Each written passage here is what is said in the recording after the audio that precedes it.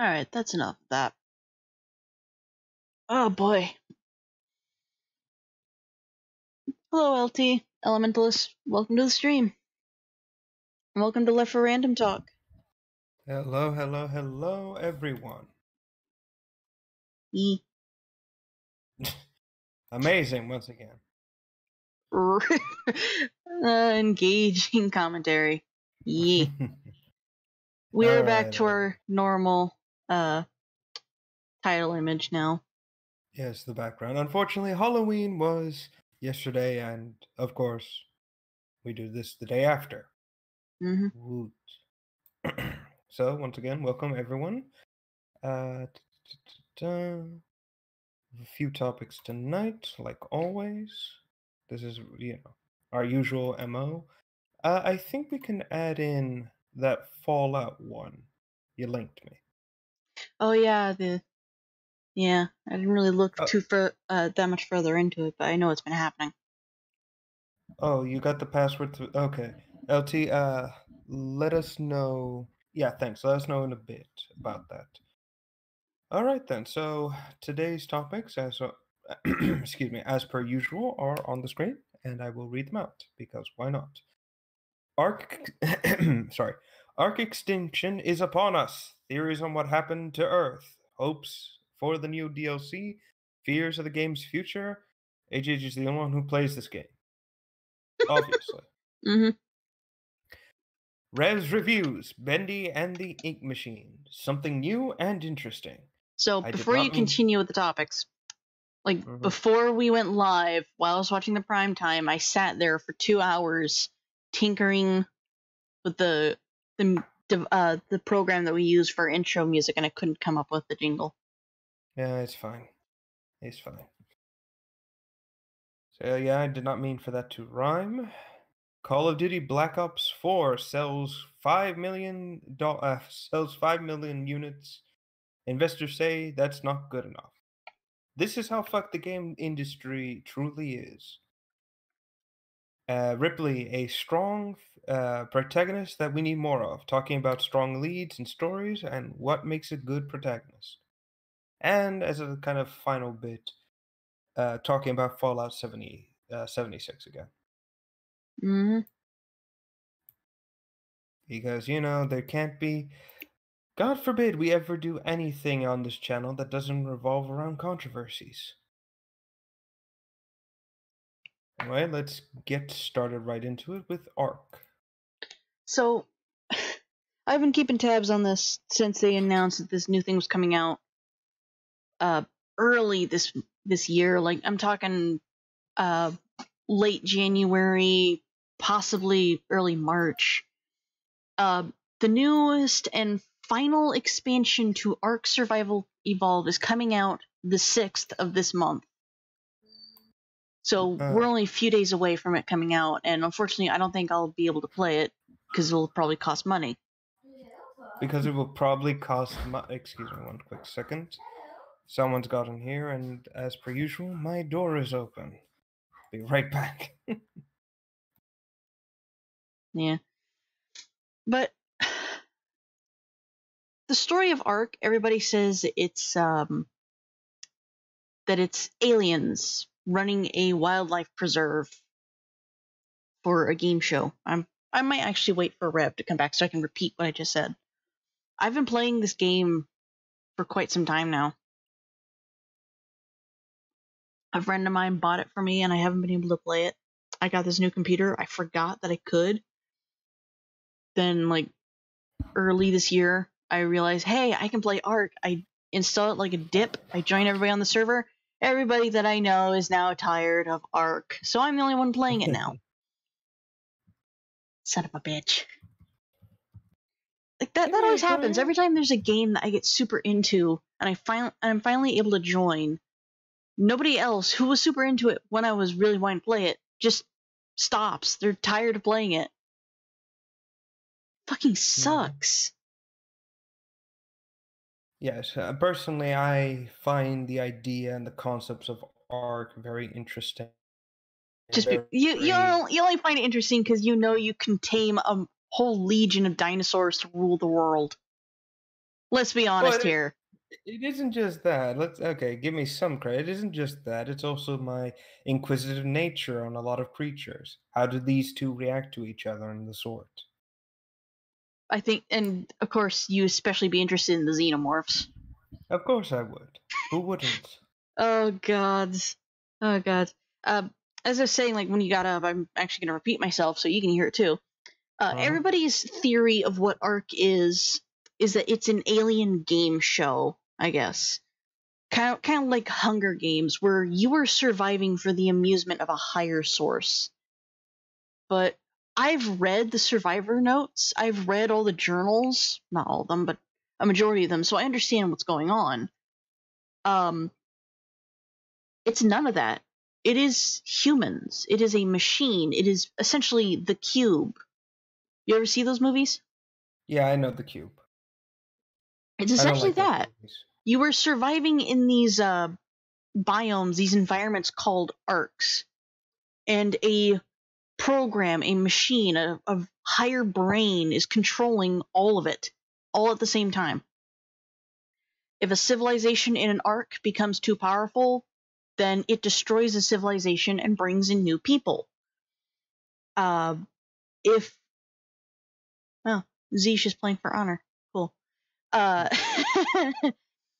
I get so distracted easily these days. Uh-huh. If there's too much killing of like predator animals, it'll start overspawning prey animals, and vice versa. If you kill too many prey animals, it'll start spawning predator animals. Every creature is exactly the same down to their DNA. There's no difference in their diet, and not a single creature will outright attack one another once they're tamed, which shouldn't be the thing. Like, if you have let's say, a pet cat and a pet lizard, you keep those two apart, because that cat will attack that lizard regardless of them being pets.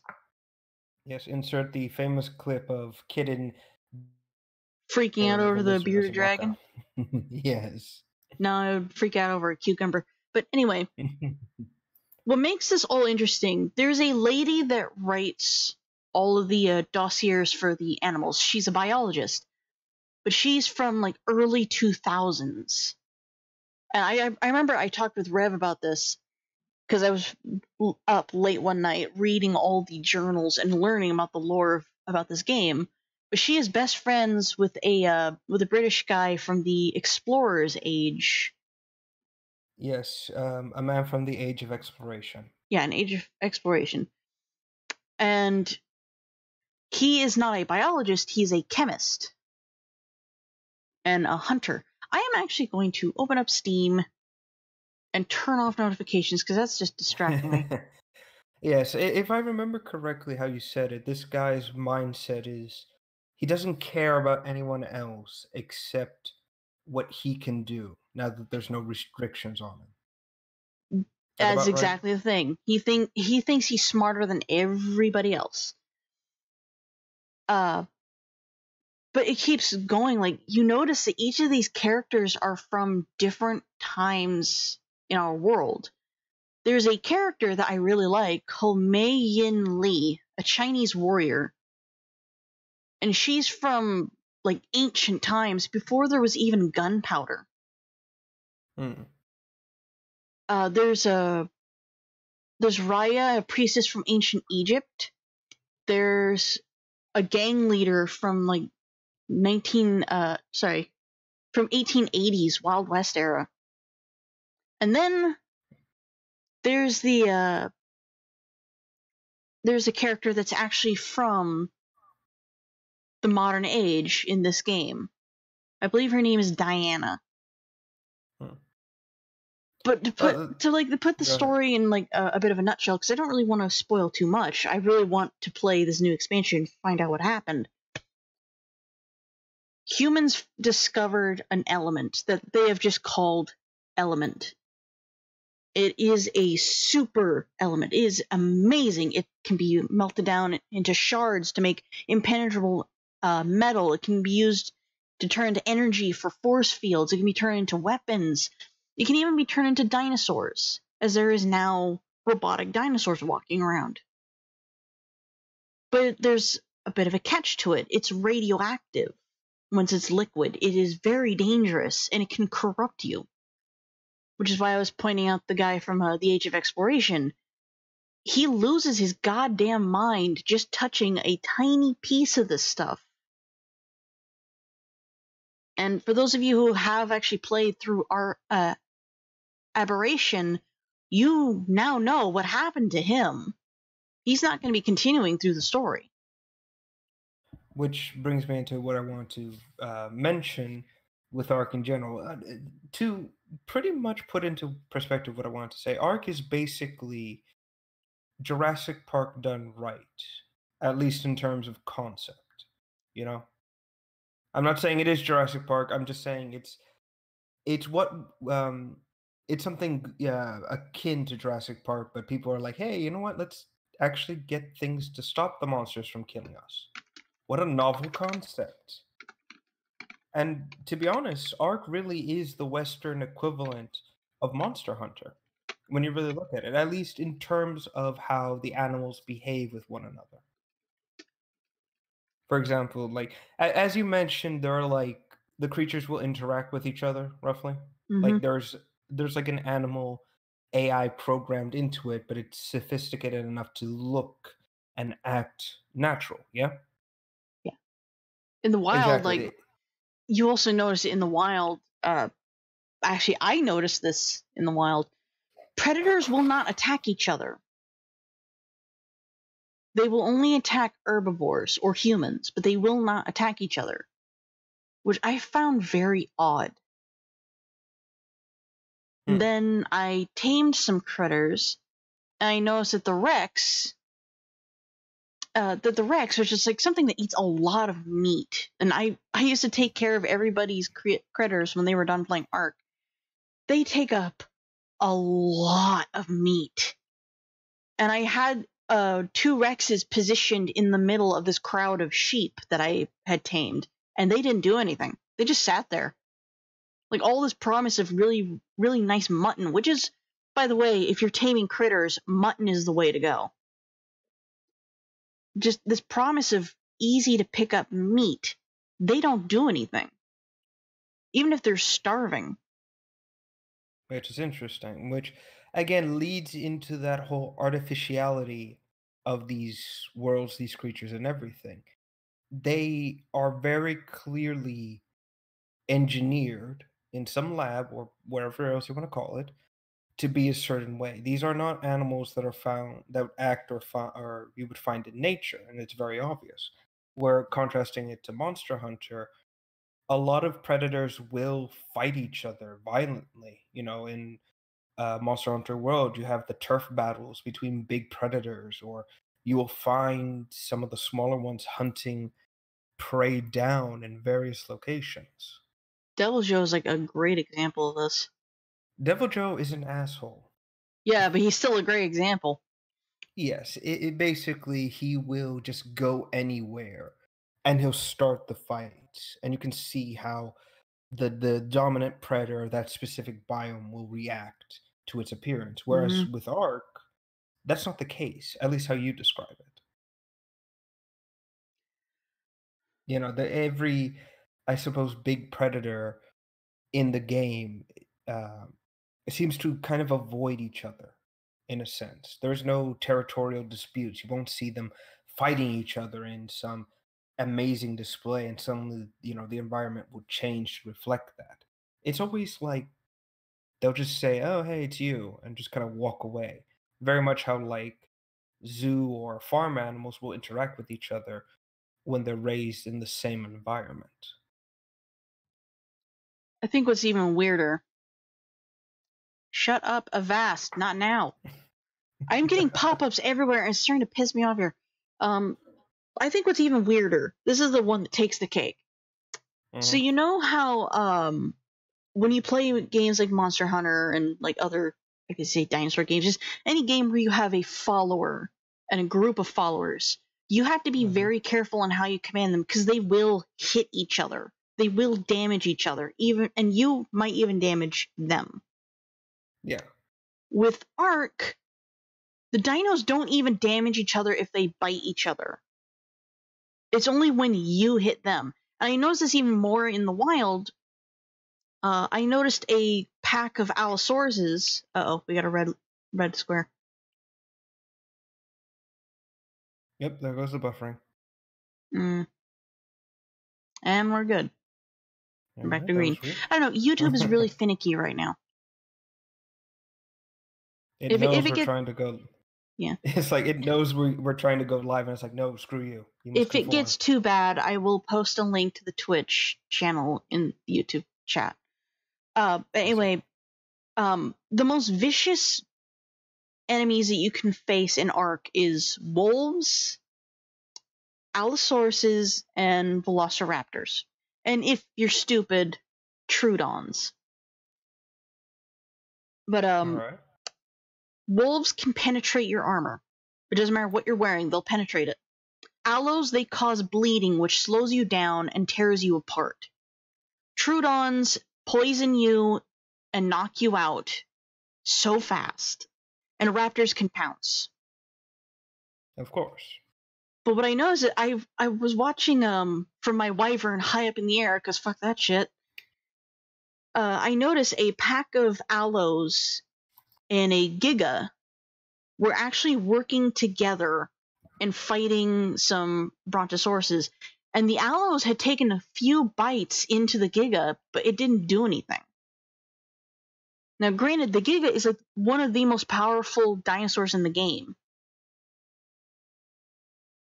You know, kind of brings into something. What if this whole thing is just a gameplay? What's the word? Just a gameplay kind of concession, and this is kind of the issue I do have with Ark, at least in terms of the developers, and that is they get so much money for the game. Like right now, it's still like at what, $70 roughly? I could actually check that right now. All right, but that's the thing about Ark in general. They get all this money and they kind of pump out these expansions and things of that nature. And again, that's fine. It You is know, 50 you won't. bucks. Okay, $50. But by that logic, that's fine. I'm not arguing that they're not putting out quality content. I'm not saying that. In fact, I applaud them for Mm-hmm. doing that. I really do.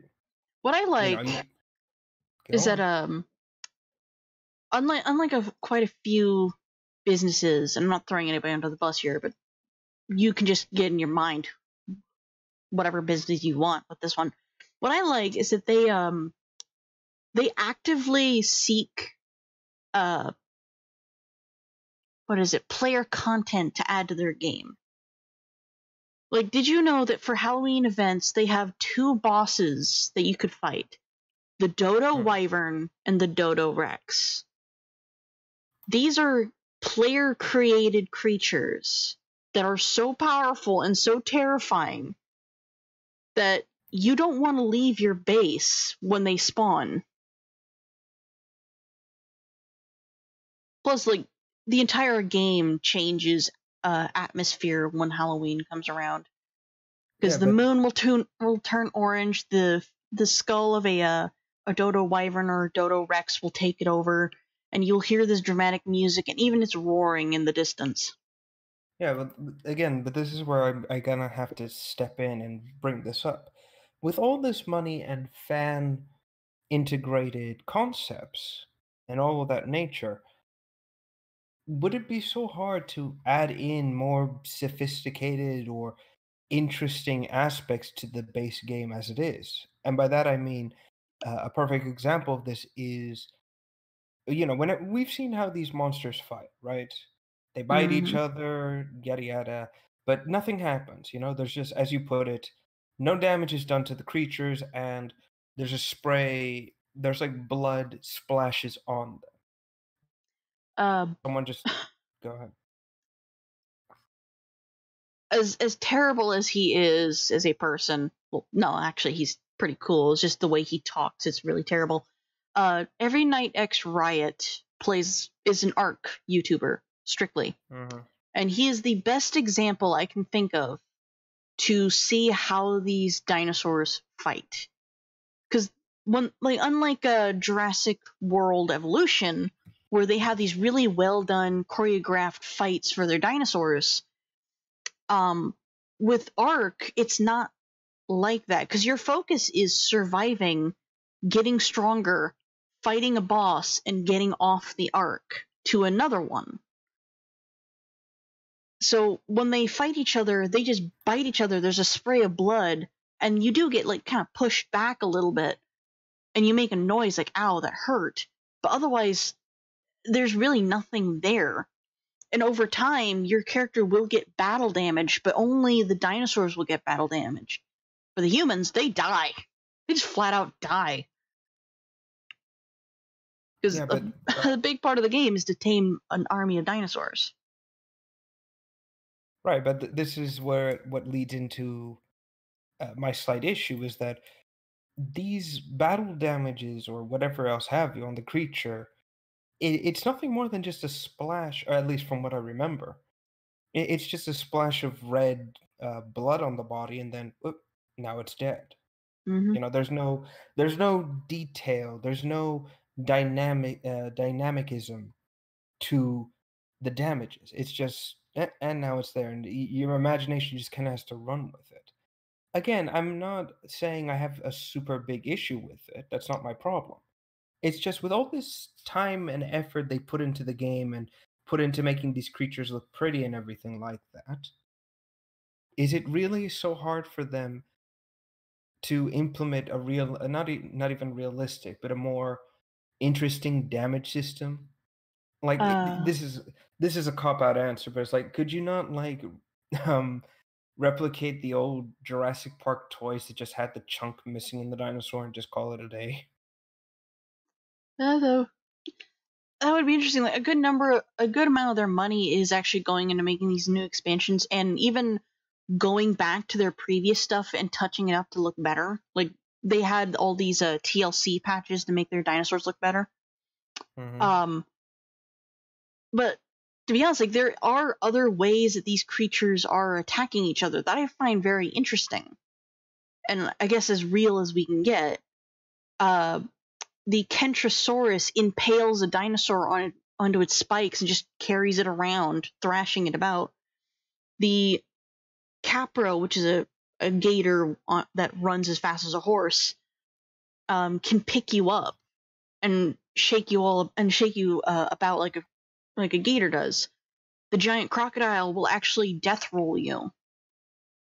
And it's things like that those are as real as they really get them. Yes. But I do understand what you mean. Like we need a better way of having these dinosaurs clash and show real damage over just like painted on scratches and holes punctured into them. Exactly. And again, as you just revealed, they accept or will take fan submissions on, I guess, the workshop they have. Is it really so hard to just kind of look through the workshop and look for someone who's attempted to do this in a mod and just say, you know what, let's take this and add it in? I mean, only the game would only benefit from something like that. And I know this is like very nitpicky and kind of diving into the nitty gritty, because even Monster Hunter doesn't do that. It just does the slight splash of blood, and some parts of the monster will be destroyed. You know, like bones chipping, wings torn, that kind of thing. And even when the monsters fight each other and supposedly kill and eat another one, the body's still there and there's no signs of real damage. But at least they try to give the illusion of realism when it comes to Monster Hunter. With Ark, it's just, drop the paint buckets and, spray paint the damage. Boom, done deal. Yep. Again, I'm not. At the same time, it does make sense that they act like this. Like, as we said at the beginning, this entire thing is a computer-controlled environment. Everything is created by a computer. So it's very likely that the computer does not know what these creatures should be acting like. So this is what they do. And it might not look realistic, but to be honest, it's kind of understandable. Yeah, and to be yeah, and I don't have an issue with that actually. I get I get the what's it called? The artificiality of it all. And once we get further into the game and discover why this AI is doing this and yada yada yada, that this will clear up a lot of things. I'll be like, yeah, you know what, this is fine. But until then, these minor issues will kind of nag and bother people like me and many others. And it's an unfortunate trade-off, I suppose some people will have to contend with. Hmm. But this kind of brings me back to the main point of our topic here, and that is extinction. Now, you mentioned that this is like on Earth. This is the last expansion. It is Earth, and it has changed so much. Yeah, I've seen screenshots of like plant life overgrowing. It just everything looks dead. Like something horrible has happened, and it's like, oh, Oh, and there goes the world. I forgot I was still on our Twitch channel, and it was not muted. Mm. Luckily, we only got a blip of fucking NFL bullshit. It's fine. But yeah, I've seen some of it. I see where people are getting these kind of questions, and that kind of leads into like one of the speculations of were the arcs just made after this kind of event happened, and we're just now returning to the barren wasteland that is Earth. I believe I was actually like kind of getting to that part about the exploration notes. They found that amazing material that not only Hmm. improves life but also greatly corrupts it. Like, I don't know if you've seen the more recent videos, but there are dinosaurs walking around like these black growths and glowing or purple spots on them, and that is from element. That is corruption. Yeah, the venom is what like a lot of people are saying. It's like, oh, there's venom on there. It's like, Kind of. I understand what they're doing with that one, but one of the explorer notes says that there was a terrible, terrible war over this material. I didn't get to read the explorer notes about it exactly, but I believe this terrible war caused people to retreat into arcs or to activate the arcs, which caused people from all over the world, from different time eras, to be drawn in.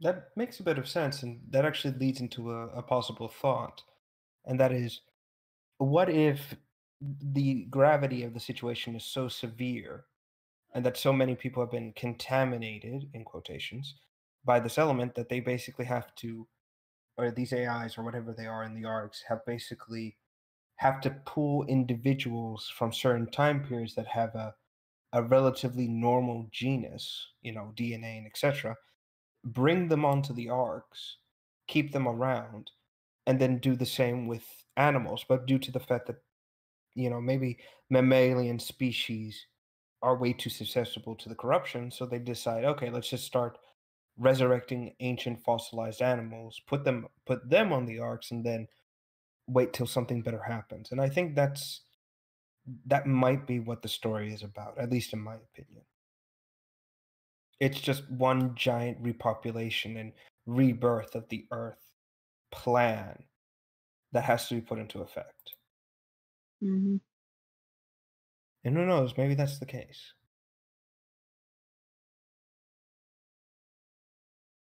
I mean, it would certainly be more creative than any other end of the world game would be. Fallout, I'm looking at you. I'm reading this. So. All right.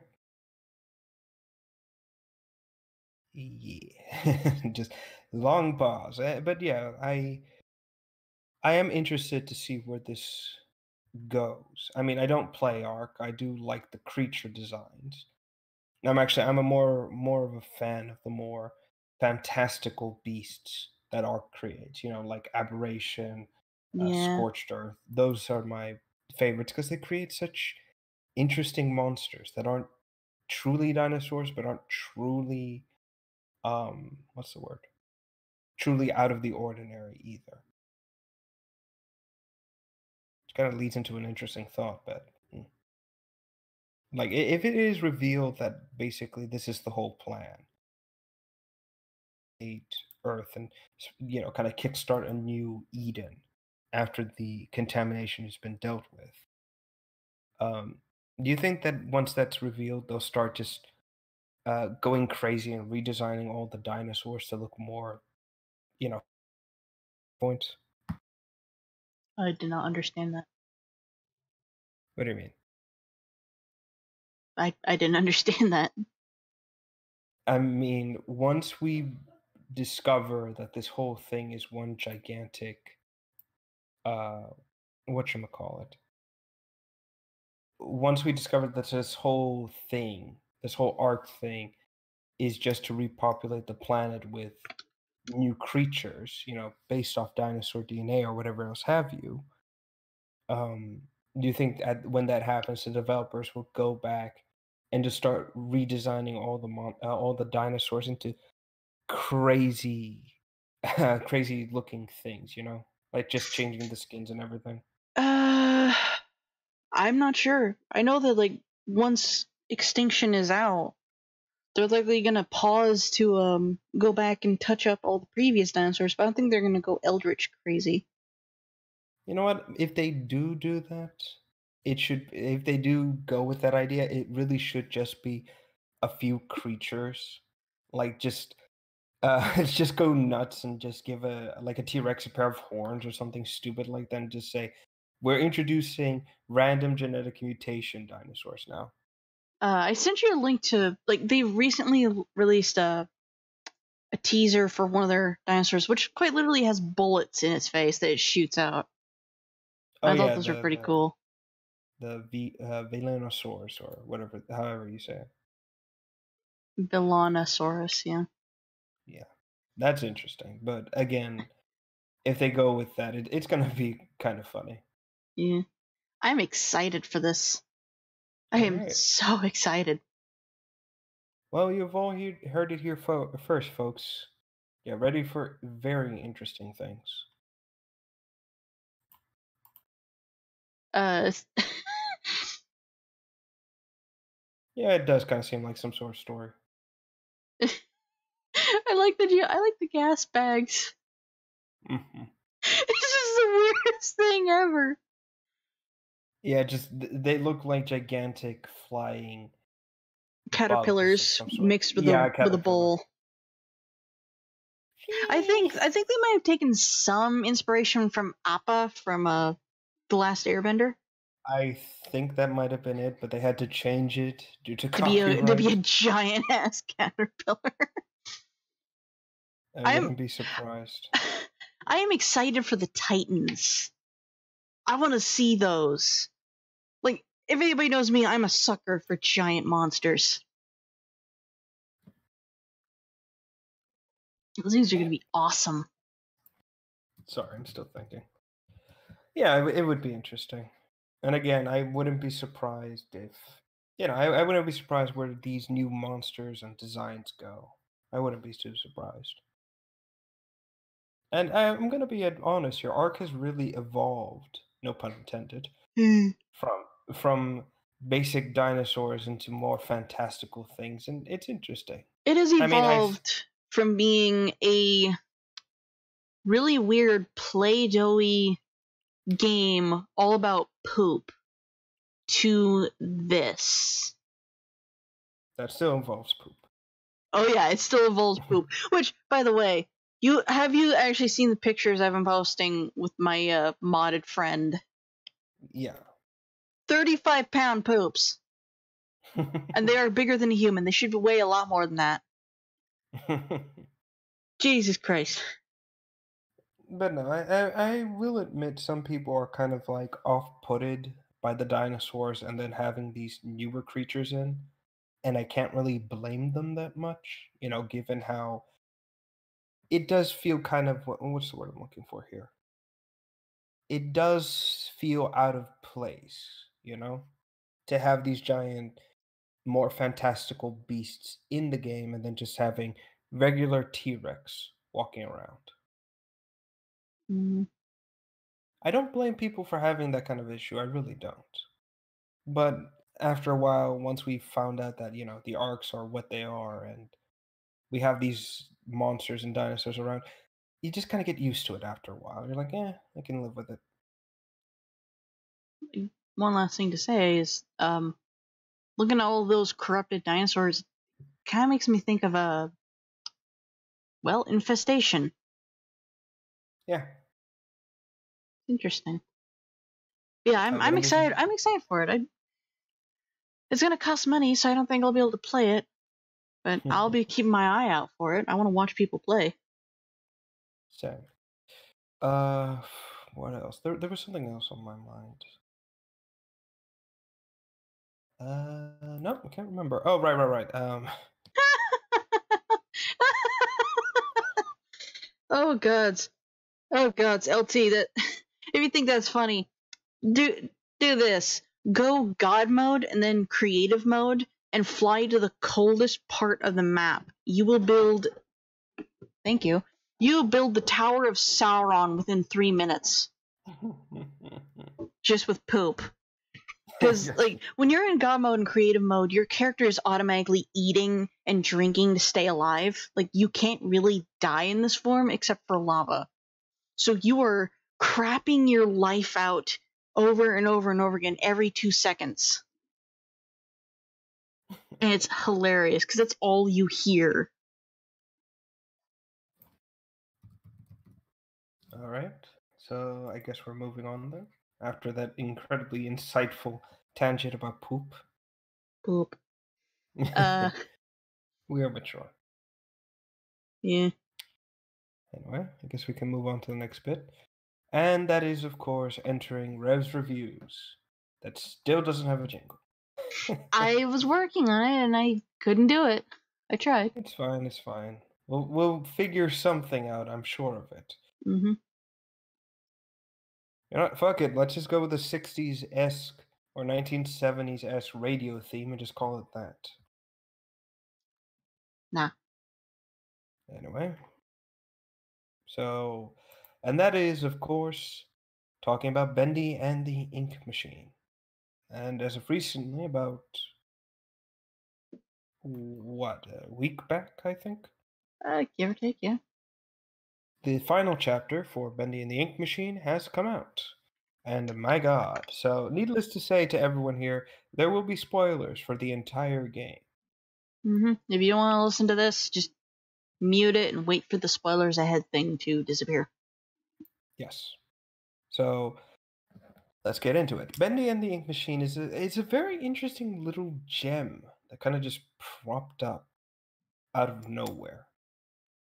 And I remember this incredibly clearly, but way back in the day, when Bendy and the Ink Machine was just this very shitty looking, um,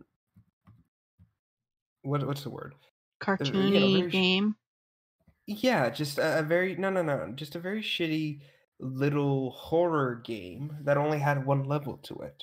And I guess you could say it was just created as a proof of concept. Nobody really expected it to fly the way it did, and yet, thanks to a few people, I think, the more influential Let's Players, I suppose, like Markiplier, Jacksepticeye, those types. Shockingly, Paul Source Jr., but only for 2 levels. Yeah, but because of that, it just kind of exploded in Mm-hmm. popularity, which has kind of sparked the return of the what is this, 1960s era cartoon? No, this is 1930s. Nah, that's it. 1930s era cartoon design and concepts to make an explosive comeback on the interwebs, which is amazing. I think, for me, when I saw that people were posting this game called Bendy and the Ink Machine, I'm sure like everybody had this first reaction, like, oh, it's going to be one of those really weird polygony Unity engine games where it's it says HD, but like all you're seeing is gray and brown and black. Then like I finally gave up. I clicked on it. It's a 1930s cartoony comic book come to life horror game about a cartoon character that is now very, very evil. And it looks really well done. Like, granted, Yeah. there are repeating graphics, but in all honesty, that's the charm of old cartoons. Yeah, and it kind of brings into what I want to mention is that the original the game just underwent incredibly detailed remasterings within itself. Mm-hmm. Like, I'm just going to bring this up real quick. I know So, what you're talking about. When Chapter 5 came out, I was watching a community artist, a person that named Atomy Cat. She's a great artist, by the way.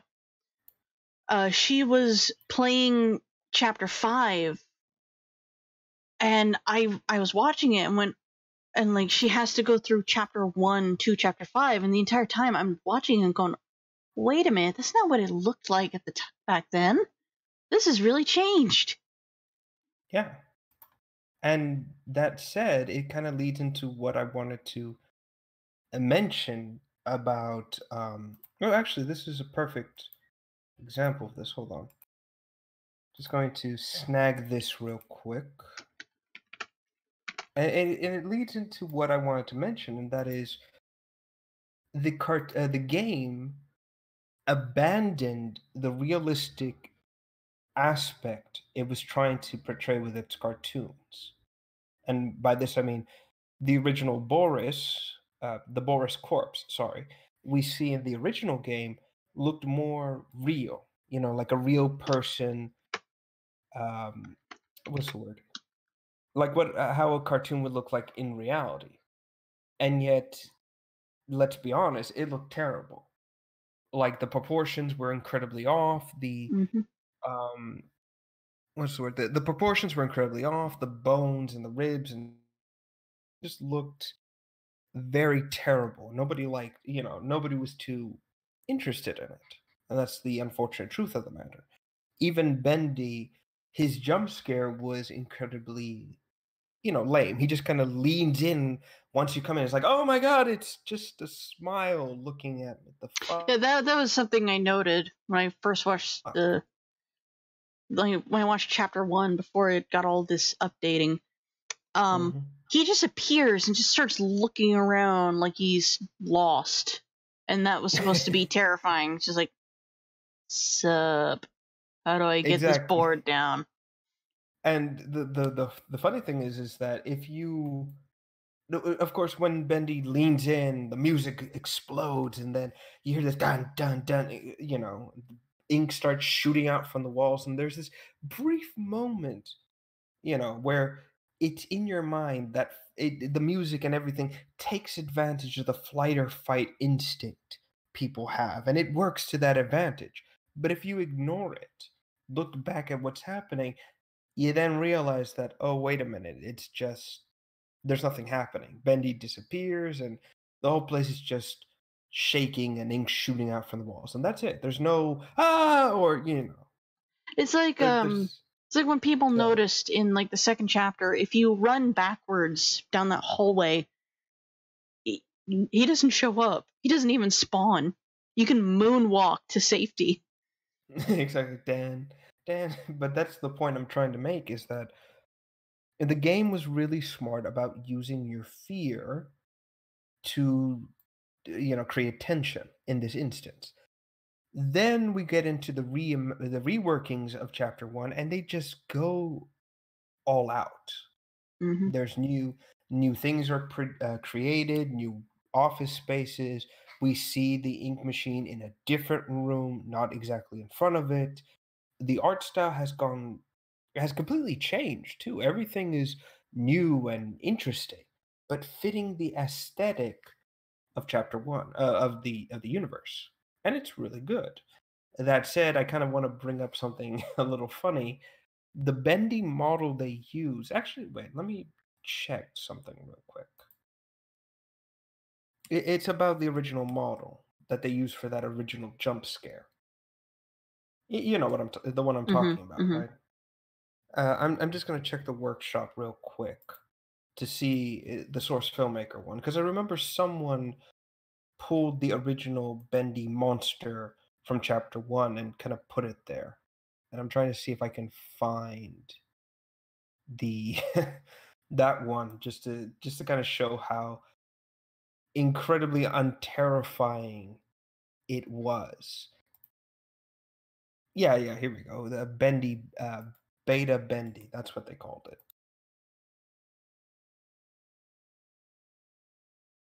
Here we go.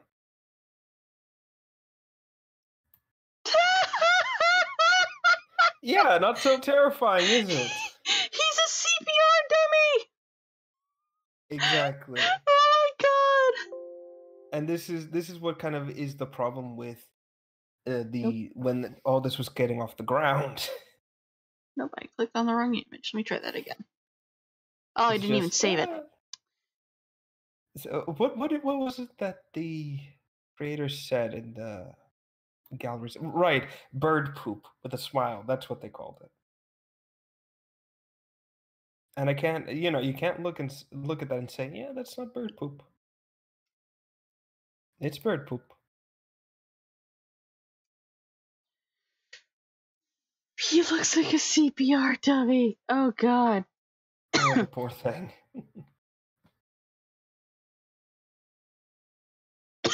What the fuck is that? That is Bendy before they reworked that entire chapter over and over again. Uh-huh. Like, this is something I really liked about the game. Like, just overall. Every time they would release a new chapter, they would go back to a previous one and rework it. Yeah, to make it match up with And as it the art always was looks changing. really good. Yeah, and then we'll move into chapter 2 and this it had an incredibly smart atmosphere of there is tension in the air. There is no monsters everywhere. It's just silence. However, that this game actually changes the typical horror cliche of let's not give the player a weapon. No, let's give you a weapon so you can fight. And it works. And of course, this one introduces the one of the common enemies of the game, and that is the searchers, which is just an ink blot with a mouth to it. Like, the early versions of the searchers, they were creepy. But, like, as the game got reworked over and over again, they got even creepier. Well, the thing about the what's the word? The original ones is that they were so low poly and not really detailed You that it couldn't added to really, the like, you creepiness. couldn't really tell what they were exactly. Like, this is something that an artist needs to understand. Like, when you're using black colors, you need to have a buffer zone. You need to have something there that gives it detail. Like, whenever you see drawings of a character that is solid black, you'll actually see that whenever their arm tucks against their body, there's a white outline. Or you will see a gray line somewhere where their pants should be. But with the early versions of the searchers, they were solid black, and with the background and like where they were spawning being solid black, like it was really hard to see what they were. Yes, actually, LT brings up a funny point. That's not bendy. I That's know, a I was child pointing that failing out. on Play-Doh, and it does. That's exactly what the searchers were. They were just horribly done Play-Doh models, at least in funny. But that's what added to the fear. That's what added to the tension of what are these things? Because you don't really know what they look like. It's just ink coming to get you, and it works. For me, Bendy and the Ink Machine really scared me. Like even more than Five Nights at Freddy's does. Like this thing has taken over my fears. It has actually done something that's near impossible to do.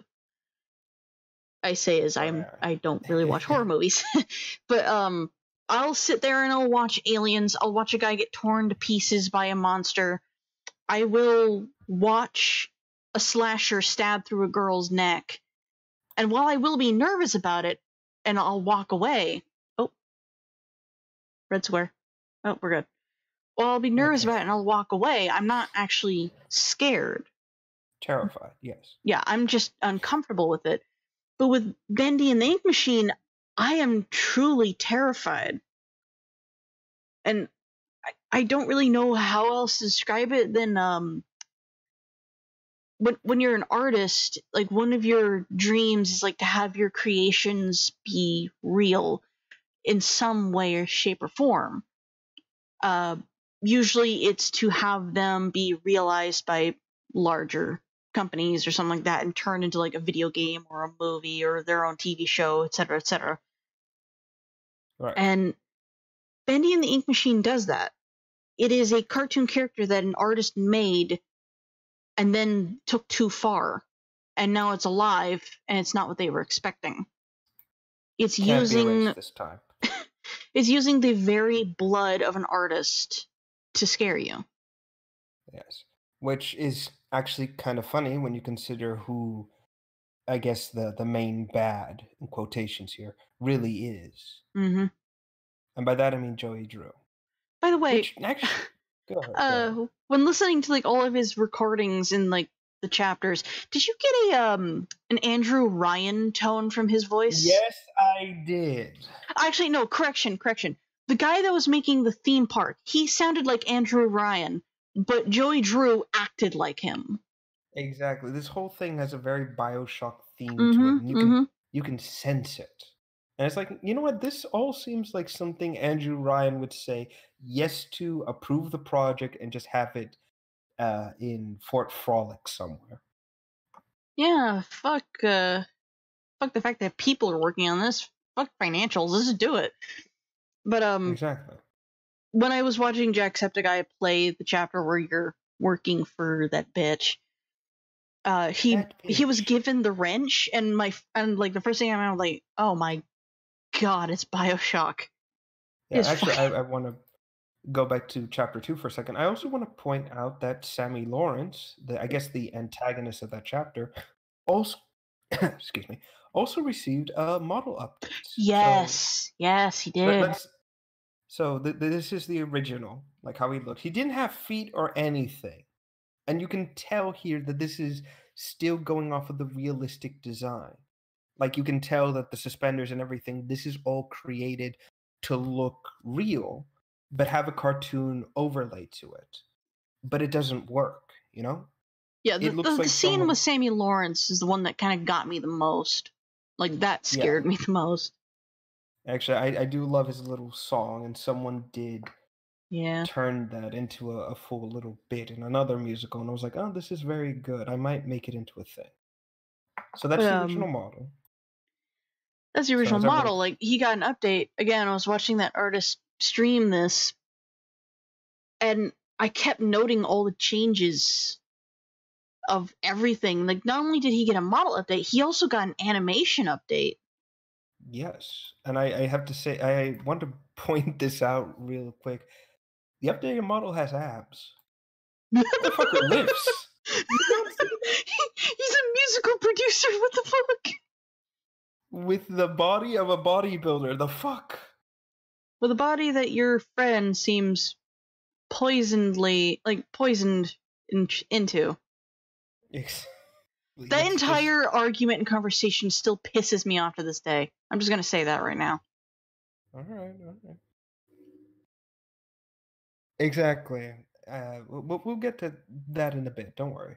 I'm hoping that they do touch up that little fight, because it was just really weird.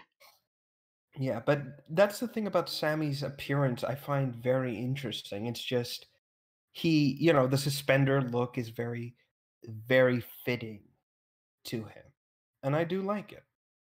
I mean, it's better than the stereotypical musical, like, director having a little suit or something on, pretending he's actually doing something with his life. Here's something I like about this.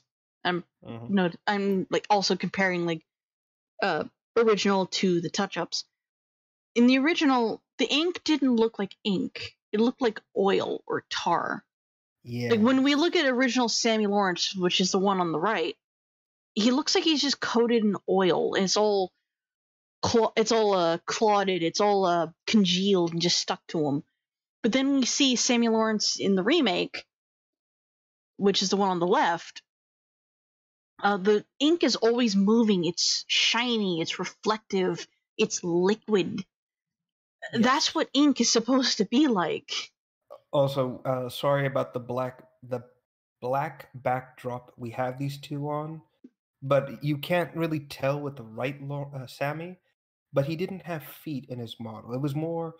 The idea was that it was supposed to look like the ink hadn't truly formed to his body. So every time he took a step, you could see like the pant leg morph unnaturally, like he was wading through ink, which is, in my opinion, it's a smart move.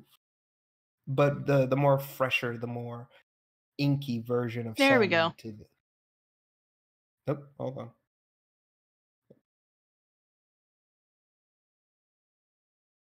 I just opened up MS Paint, so we have like a light background.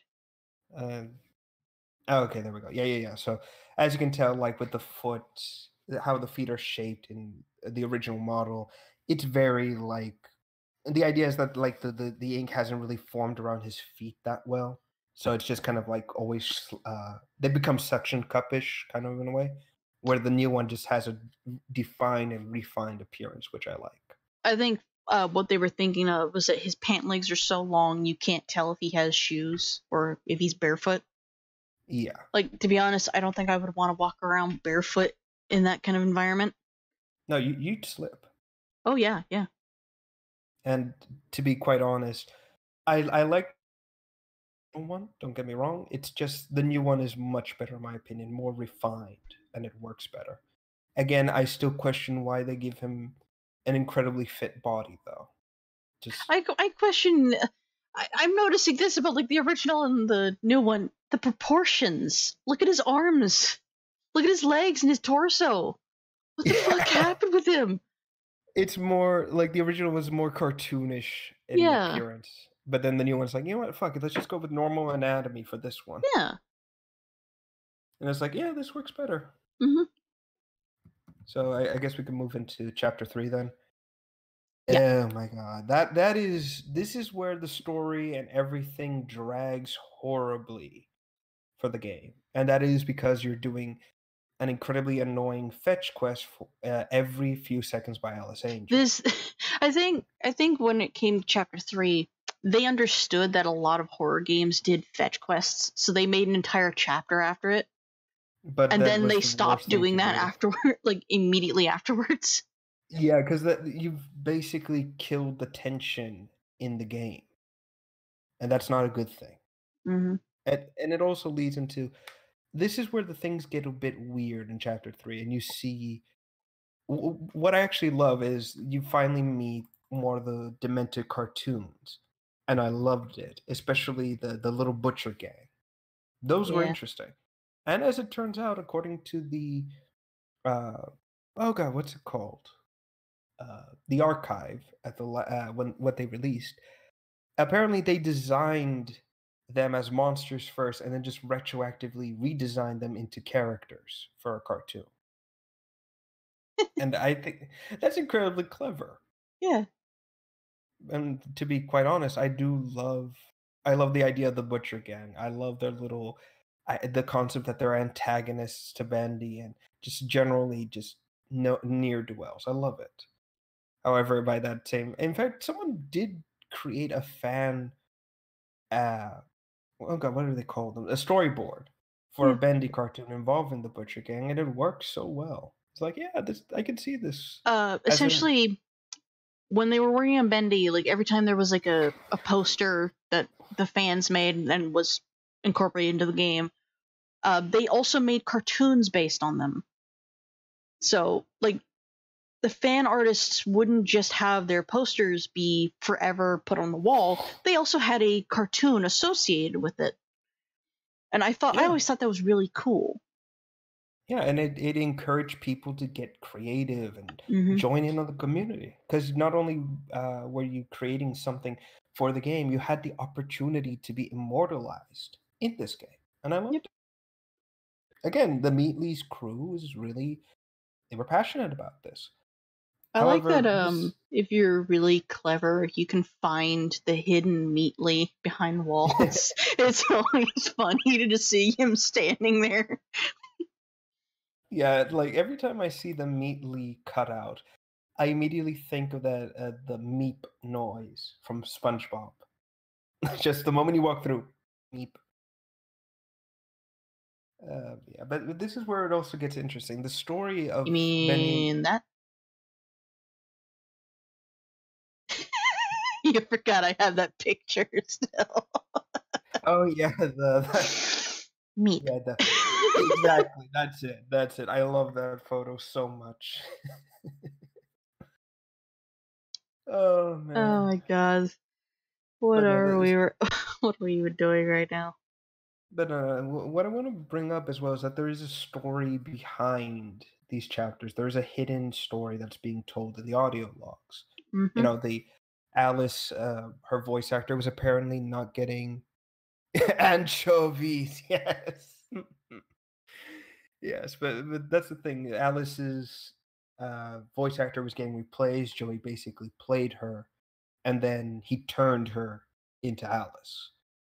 But it's clearly the thing didn't go right, and she's desperately trying to become the Alice. You know, killing other ink creatures, using their ink Yeah. stuff. And out of all the ink monsters in the game, she's the most quote unquote normal looking out of them, if you ignore the face, obviously. Yeah. I mean, like, if you pay attention to how her dress is designed and how her little halo is trying to take shape, it's clear she's, out of everyone there, she's the one that's attempted to take on the most normal looking form possible for herself. Yep. But of course, it just kind of, the face, apparently, we can't fix her face. No amount of Ins- drinking will fix that. Insert Mr. Plinkies. Oh my god, what's wrong with your face? uh I love that clip. I'll be honest. After chapter Mm, 2 came out, I did not look at anything bendy related until chapter 5 came out. which is smart. It's mostly because, like, as I said, like, the games did indeed scare me. It has actually instilled fear. And now that I've, like, watched it all, I'm starting to really analyze everything. And there Yeah. somebody did post, like, a theory about all this. The super horror bro. No. It was somebody on Tumblr. Somebody posted it. Okay. Yeah, but this is where I want to get into it, and that is chapter 3 also introduces Boris, the one you kind of work with, your friend, and it also introduces the fact that there are copies of multiple characters. The Butcher Gang is constantly being reformatted, recreated, and there are multiple Boris clones, which was kind Hmm. of shocking. And of course, the Boris you're with, it's very sad what happens. He stays with you. He's very loyal. He shelters you, but unfortunately, um, at the end of the chapter, he's taken by Alice, who apparently wants to use him to make herself into Alice proper or Alice Angel. But that's also something else that kind of sparks in a new interest, and that is it's also revealed in the game that some of the ink creatures are actually the souls or recreated individuals that worked in the studio and have become these ink monsters because they were put through the ink, as it were. And there's no better example of this than the projectionist enemy you face in the game. You know, the one with the camera for a head. Yeah. And again, this is clever storytelling where they basically hide the what's the word? Oh, it's in the back of my mind.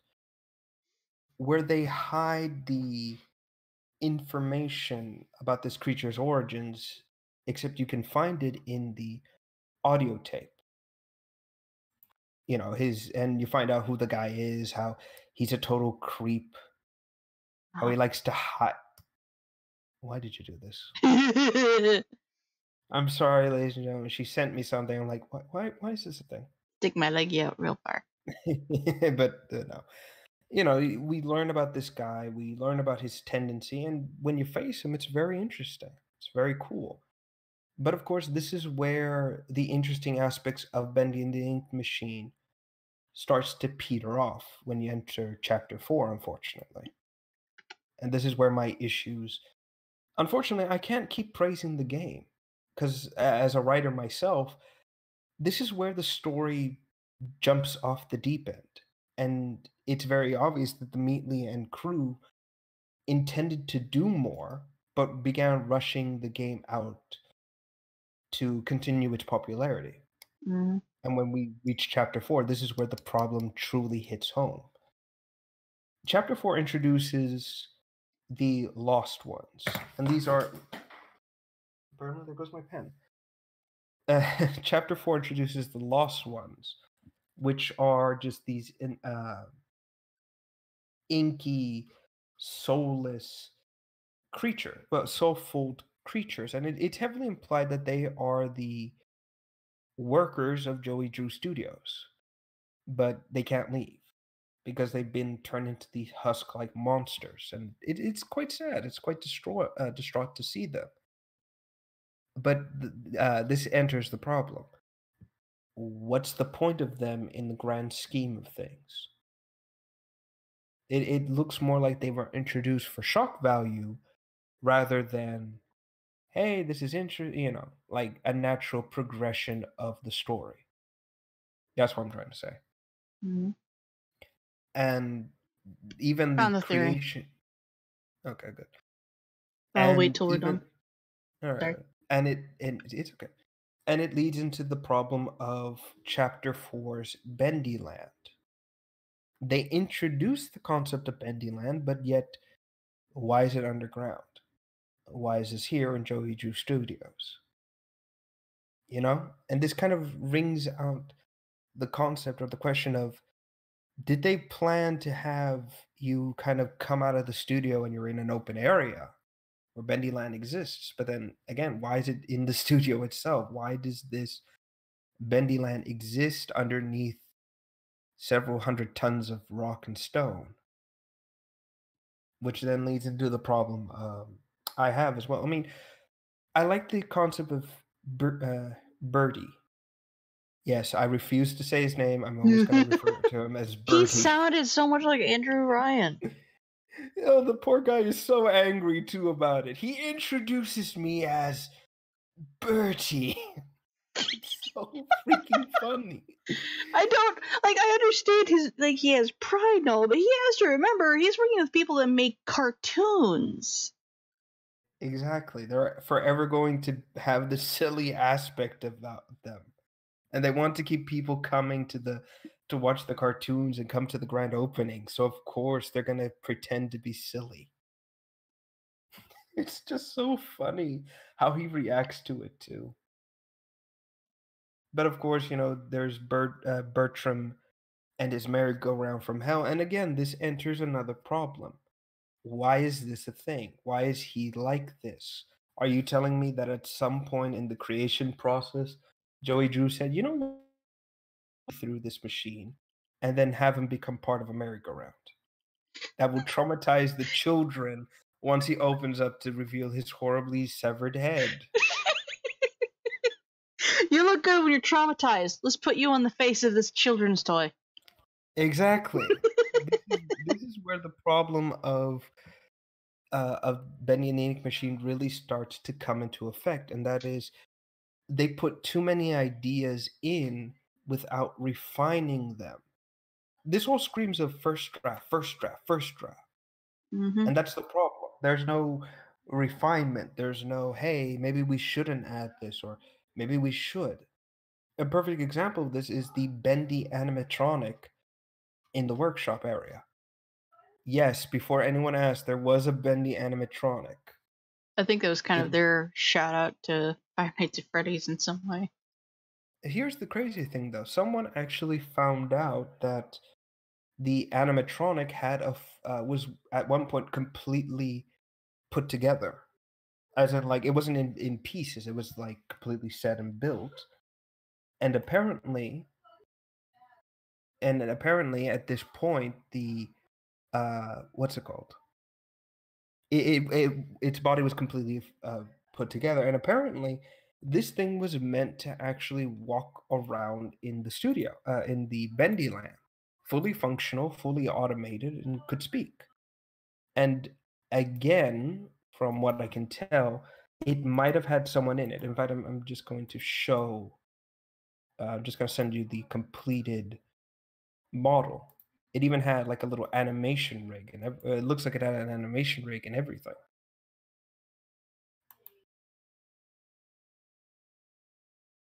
Ugh. Exactly. That would have been terrible. That's definitely a shout out to Five Nights at Freddy's.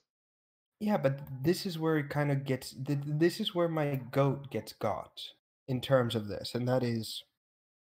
This seems to me like they wanted to build the bendy animatronic, have it work, but yet unfortunately they just couldn't get the thing to function properly. Or maybe it was too much of a ripoff of Five Nights at Freddy's. At least, if it was functional. So they said, let's not do that. And so they just had it there. Again, this is the recurring theme of chapter 4 is a lot of interesting ideas, but none of it is refined properly. It's more let's throw shit at the wall and see what sticks. And of course, then we have the fight between Bendy and the projectionist. Now, with the context of chapter 5, you got to question yourself, why is Bendy protecting you? Now that we know what's going to happen. What happened? Why is he doing this? Again, it's a cool fight. It's kind of harkening back to like when Pyramid Head versus this monster and that kind of shit. Two unstoppable beasts dishing it out, and then oh, look at that, he ripped off his head. I don't know. I didn't really get to see much of the fight. All I saw was them pushing each other, and then he strangles him and pops off the head, and that was it. Yeah, which leads into another problem of people. Again, they clearly wanted to introduce the aspect of there's a supernatural element to it, But again, it wasn't refined properly. And instead of it being like, oh, this is shocking, or oh, this is interesting, it's just confusing. We just see a brief moment where they fight, they push each other. Suddenly the screen gets hit by this weird projection kind of effect. Then cut to Bendy ripping the head off and just throwing the projection head at you before taking the ink away or taking the body away. But instead, he doesn't do that. Yes. And it leads into this, again, this weird dynamic of the fuck is going on. And then we also get into the Boris fight proper. And this...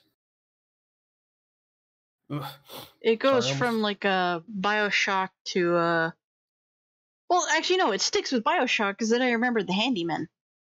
Yes. Or the Big Daddies, whichever you want to use. Yeah. But this is what leads into the other issue, is that the Boris fight is interesting. It's smart, and I actually like it. It is tragic. Alice is taunting you while you fight the Boris monster, and you feel the sense of no, because you have to kill him. Mm-hmm. But then, as you can imagine, once he's dead and what's the word? Once he's dead and buried, it kind of again leads into this aspect of, oh no, he's dead and everything, but the fuck happened here? I mean, what wasn't Alice going to use Boris to become better? Why is he suddenly turned into giant brute from hell? I think it has to do more with what we like. She actually tells us, and we actually see it like throughout the room. She doesn't want the outer shell. She wants his guts. Oh, right. I remember. Yeah, she wants what's ever inside him. Like, it doesn't matter what he looks like on the outside, as long as he's perfect, and he was perfect. Yes. Actually, I'm going to be honest. The design of Brute Boris, as they call it, is an incredibly smart. Um, it's an interesting design. It's very in your face, brutish, and shocking. I actually think it's very smart, in my opinion. Excuse me 1 second. Someone is calling me. I'll be right back. Yep.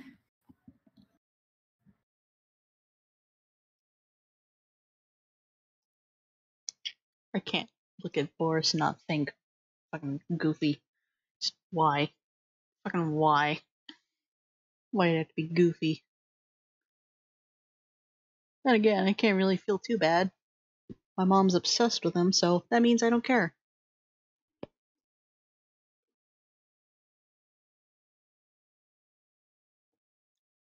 Oh, that's better.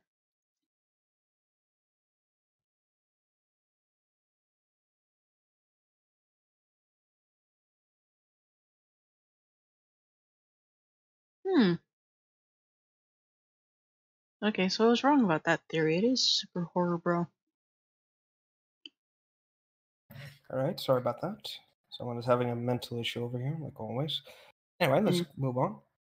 But yeah, the design of Brute Boris is quite shocking. It's in your face, and actually, someone theorized that she just ripped out or destroyed his body and kind of transplanted his head onto someone else. And it looks like it, honestly. Like the head does not match the body.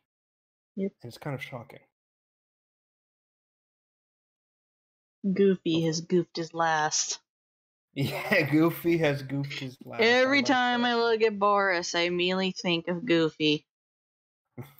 I think that's the point. Mm-hmm. And of course, like once the fight ends, you're saved by new Alice and Tom.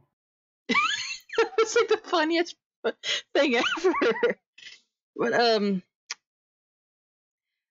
the only issue I have with that entire moment is that you don't really get a second to feel remorse about what you've done with Brute Boris, because he was there as your friend.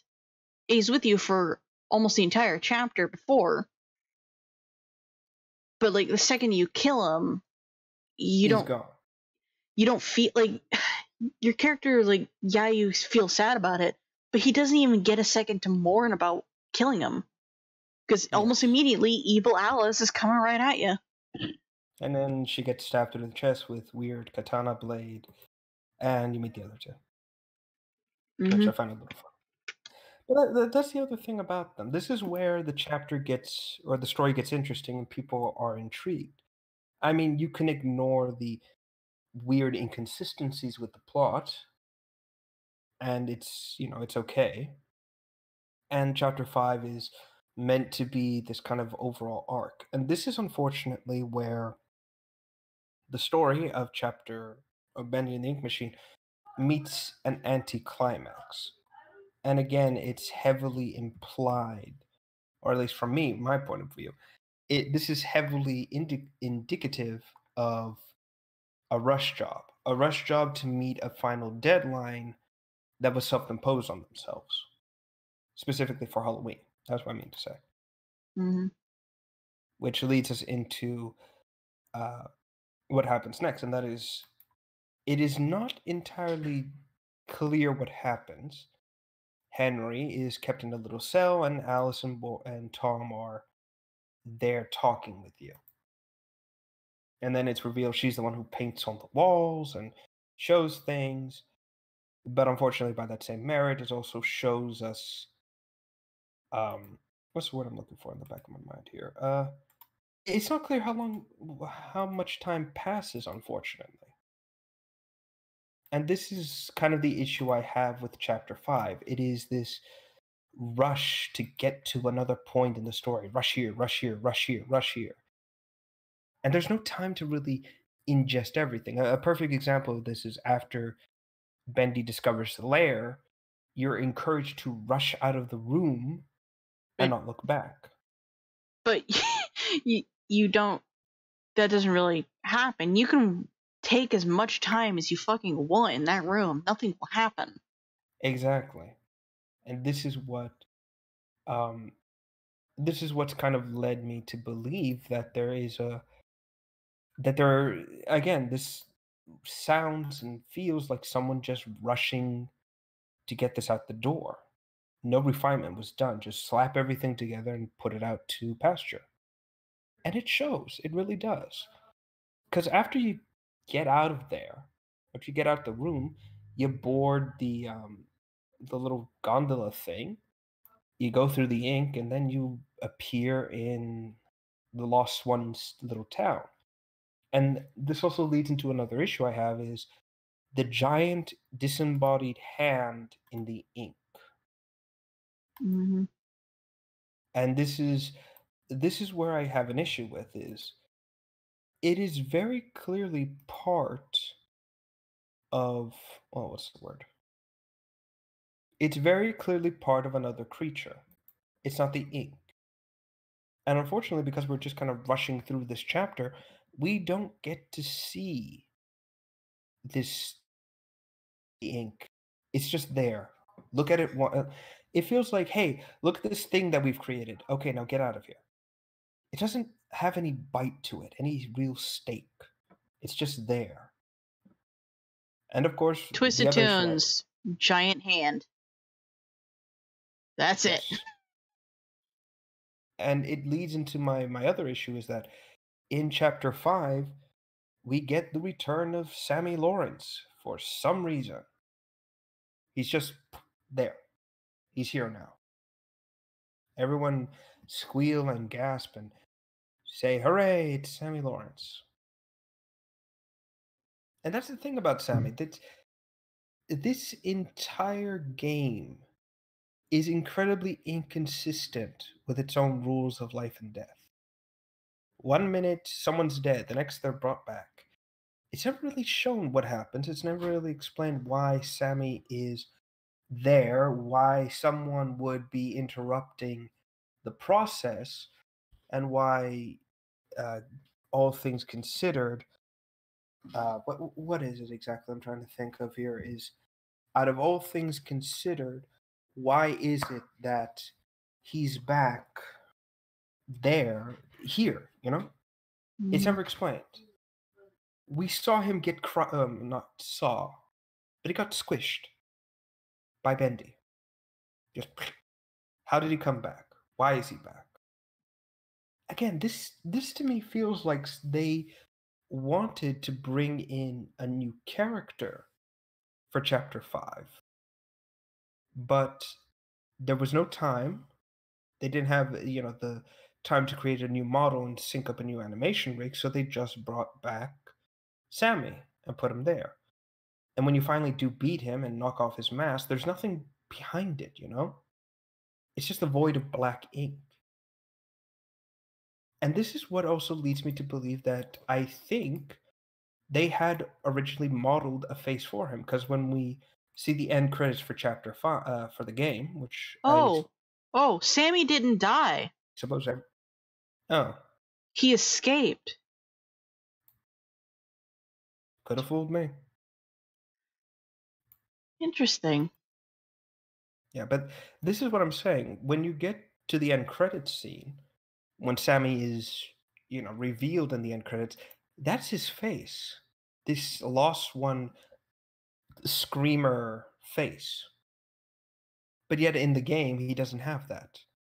Which leads me to believe that they rushed to get Sammy out there and they never had an opportunity to implement the screamer face they wanted to put in. And then once, Sammy has you on the ropes, Tom just kind of comes out and kills him.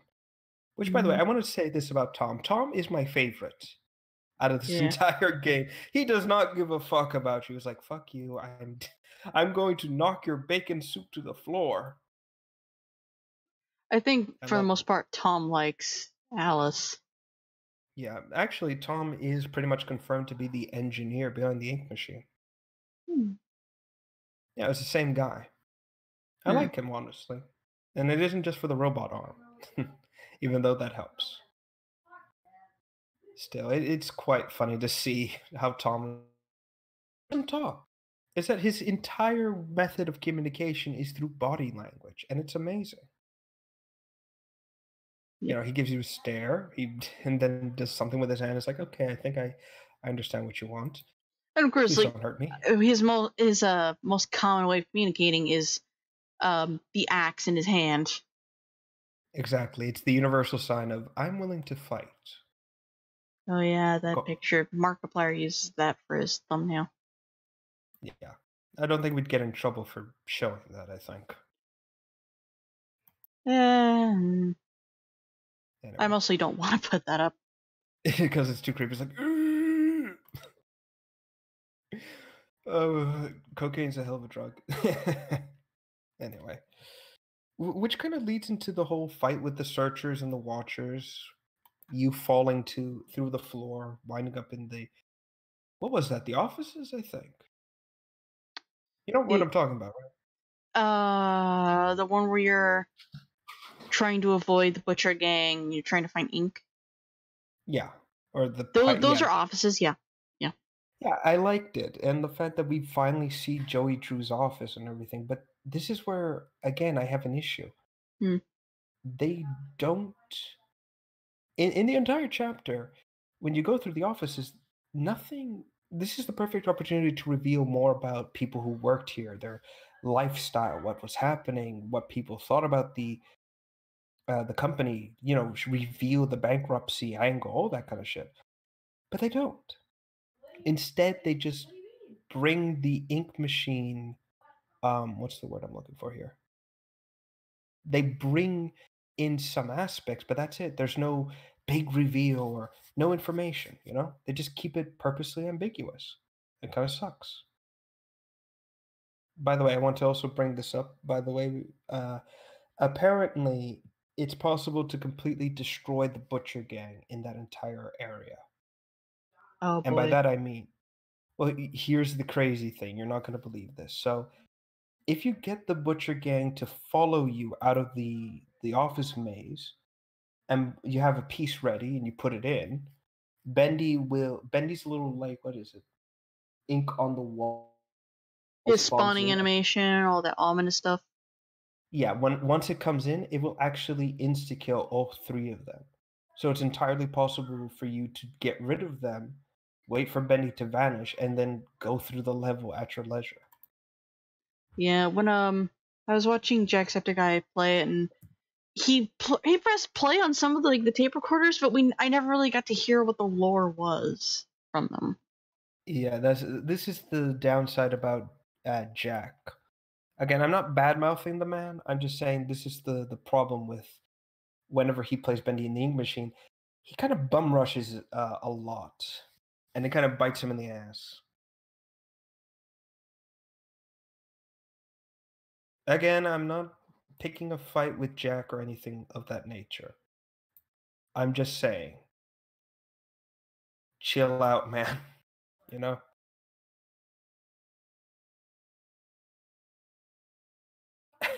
Yes. Anyway, moving right along. The other thing I want to mention about this, so basically, according to some of the audio, the recordings I heard, here's what I've been able to. That was the theory I was talking about. Turns out it was Super Horror Bro that contributed it. Yeah, yeah. But this is what I want to mention in the. Okay, that's fair. That's fair, OT. But what I'm saying about this is that oh my god, it was in the back of my oh right. So the recordings are basically they go like this. Tom, the human Tom mentions that the ink machine was supposed to be a device built specifically with science and engineering in mind. However, Joey began viewing this as like some sort of crazy magic miracle machine. Here's the real point of the ink machine. It's a 3D printer. Mm-hmm. That's so basically this whole nightmare starts because someone decided it was a smart idea to just let 3D printing go mad. Just throw the consequences to the wind and just fuck it. It's hilarious. And of course, here's the funny thing as well. When they mention all this, when Tom calls these copies lifeless puppets or very lifeless creatures, you know, or soulless. Sorry, soulless. Joey takes it too far, and so does a ritual to give them souls. Apparently, this is like the biggest failure to communicate I think I've ever seen. To the point where I'm just kind of sitting there, it's like, meep. Meep. Yeah. Exactly. No, but that's the thing about this whole thing, as it turns out. It's basically Joey wanted to create a legacy that would immortalize him in the world, basically. Hence why he. What exactly at the end of You're cutting everything? out what? I said, what was it exactly that Joey said at the end of everything? It's in the Uh, back of my. He's, when the tickets stopped selling, when the cartoons stopped, whatever. And this to me kind of sounds like a man who was always eager to jump on the next big thing that people were interested in, to the point where he just didn't care about the repercussions of what he was doing. He threw caution to the wind, he threw people to the wind, and it just wound up destroying and breaking down everything he created. Till finally, what Birdie said, you are the architect of so many nightmares. And it fits. mm-hmm. I also want to point out something real quick. So, the main point of the game for the final bit to destroy Bendy is by playing the end, the reel that says the end on it. Which I believe back in the 1930s, cartoons, when they were drawn up and animated, they didn't all have the end written on it. It was like a separate reel they would splice in at the end of the cartoon. Hence why it always looked the same. I think. Don't quote me on that. So it makes sense that a reel that says the end and plays the end in written format would exist, at least here. Yeah. But I want to point out the fact that I have to ask this: who broke into the vault that housed the cartoons, and who took the end to the Bendy throne? Because if it was fucking Bendy who did this, he is the biggest dumbass I think I've ever met. Here, let me go take the thing that could kill me, but instead of putting it, I don't know, in the ink or destroying it, I'm going to put it right here on my fucking armrest and go I away. think, based on the theory I sent you, it was Henry. Yeah, this also leads into another bit. Apparently, Henry is constantly reliving the same events that are happening in Bendy and the Ink Machine. So I might as well just put it here. So yeah, once you've go ahead. Essentially, to put the theory I sent him in a nutshell, Henry is dead, long since dead. And Joey is one of those people who knows that they did wrong, but refuses to fix their problem and instead push it on other people to fix it for them. Yes. So Henry himself is not actually living the scene. He is a story character trapped in a story being told over and over and over again because Joey just wants to do something with him. I'm already forgetting what the theory was. But he's trapped living through this over and over and over again, and Bendy is trying everything he can to finally win in the end, but he won't. Yes. Because Joey is forcing Bendy to be the enemy, to be the big baddie, and Henry to be the good guy. When Bendy, at the end of the day, is just a cartoon that Joey tried to make popular, and it crumbled. It ended. It's over, and he refuses to accept that. Exactly, and this leads into this thing I also believe. It's not again this theory that Super Horror Bro and everyone else has contributed to makes sense, and it does explain the rushed nature of chapters 4 and 5. This basically, if this theory is to be believed as true, Joey has written out this concept, refined the first 3 parts, but never bothered to take the pen and fix the errors in the last two. Hence why these last 2 chapters have a very rushed and very unpolished nature to them. Why Alice and Boris act in ways that make no logical sense. Like Hmm. not giving Henry a weapon to fight Bendy with when he goes into the ink machine. Why Alice is so quick to abandon Henry, even though she probably has forged a little friendship in that time he's been in their cell. That's the thing. And if this theory is true, then the question kind of has to be brought up: is Joey stuck living the past specifically because he just can't accept the fact that his empire just basically collapsed in on itself because he just didn't know when to stop creating new shit? Or is this just his way of bringing everything back, uh, bringing back the Bendy cartoon in a modern format, but with quote unquote real people in it? And is this his plan to basically show the world these new living cartoons and be put back on the map? Hmm. Honestly, I believe both are possible. Because Joey really is the type who just can't let things go and just doesn't see the fact that he's done things wrong or went about things the wrong way. He admits that things went wrong, but he can't sit down and say, I did this, and this. No, it's, I did everything I could to be right, but unfortunately, it just went wrong for some reason.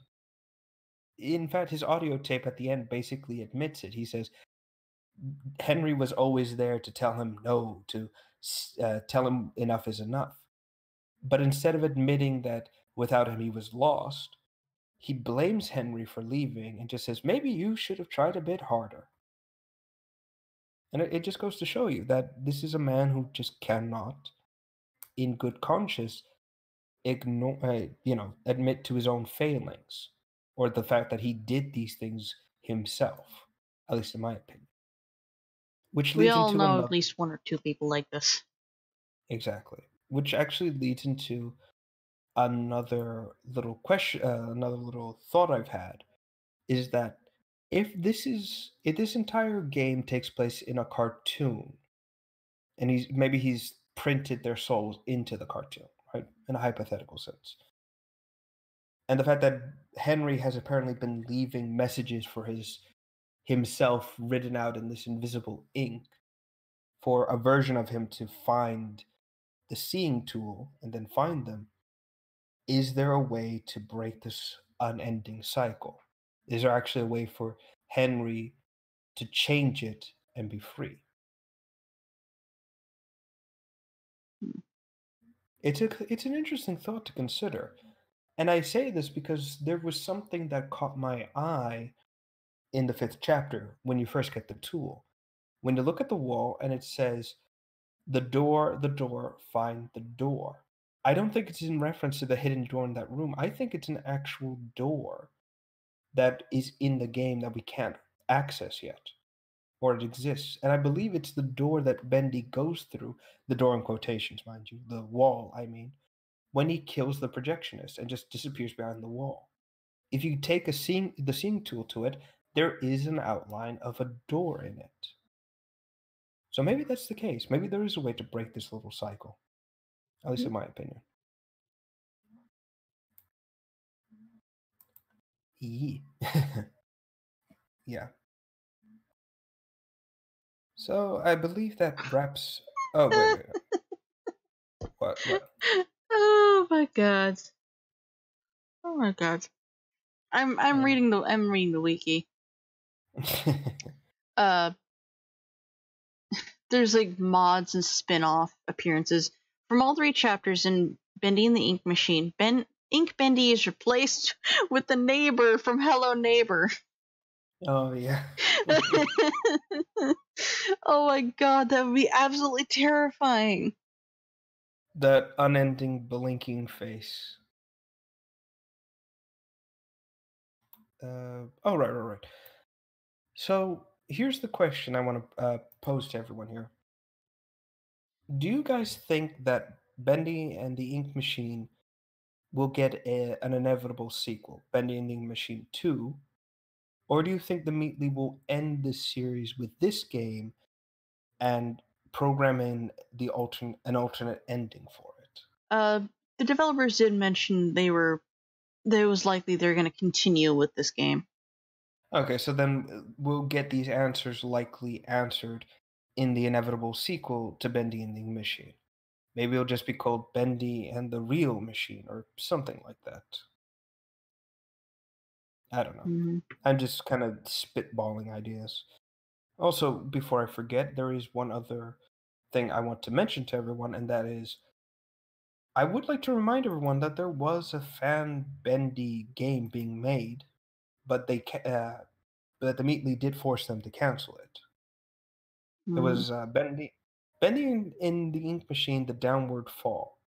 And honestly, that mod was quite impressive. Like, the guy went through and recreated everything and added a few new touch-ups to it. It's kind of impressive. I don't like the fact that the Meatly basically brought the hammer down and kind of forced them to stop. That, I don't think that was the right thing to do. Again, oh god, if the creator of Five Nights in Freddy's, Five Nights in Freddy's, what was it, Scott Hawthorne? That was his name? Scott, yeah. If Scott basically began ordering everyone to stop creating fan games based on the concept of Five Nights at Freddy's, those games, it wouldn't be as popular as it is now, or at least nowadays. Honestly, I don't think. Again, in my opinion, I think the Meatly should have let this game exist, and who knows, maybe they could have gotten more people interested, and maybe they could have gotten more people to help develop the official games. At least in my opinion. Oh, by the way, before I forget, I would also like to point out that there is someone apparently working on creating a color mod for Bendy and the Ink Machine. Oh boy. It's quite weird, actually. But it also feels like something out of Disney. Here's something I want to say something here. I was not prepared for meeting Joey at the end of chapter 5. I was so expecting that if no, like, let me finish. I was so expecting that if we did meet Joey, it was going to be in cartoon, not in realism. Yeah, exactly. And that's the weirdest thing I think this game has pulled off. Creating a realistic room, realistic props, and a realistic human in a game that is famous for having cartoony aesthetics everywhere. Yeah. All right, I think we can move away from Bendy and the Ink Machine now. We're almost at 2 hours. Wow. Yeah. We've got 3 more topics real quick. Just give me a brief second to reset and get something real quick. Yeah, It's not a break. Oh, okay. What is it? You want to take a break or what? You know what? Sure, let's take a break. Okay. All right, so we will be back in just a few minutes, everyone. Mm-hmm. All right, so we're gonna be taking a break here. We've been going for a while. I muted this. Why is it still showing me notifications? During this time, the intro music will play on repeat. Nope, that's from last time. In the background, it says like we're taking a 5-minute break. It's not always that.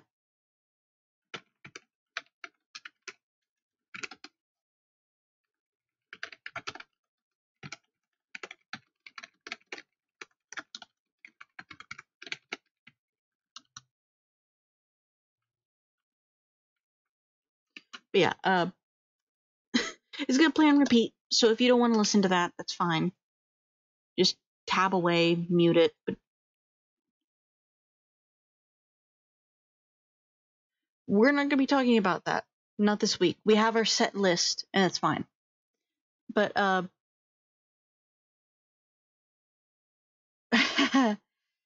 we will see you guys soon. We need to take a quick break. We've been going for quite a while without one. So, yeah, we'll see you guys in a bit.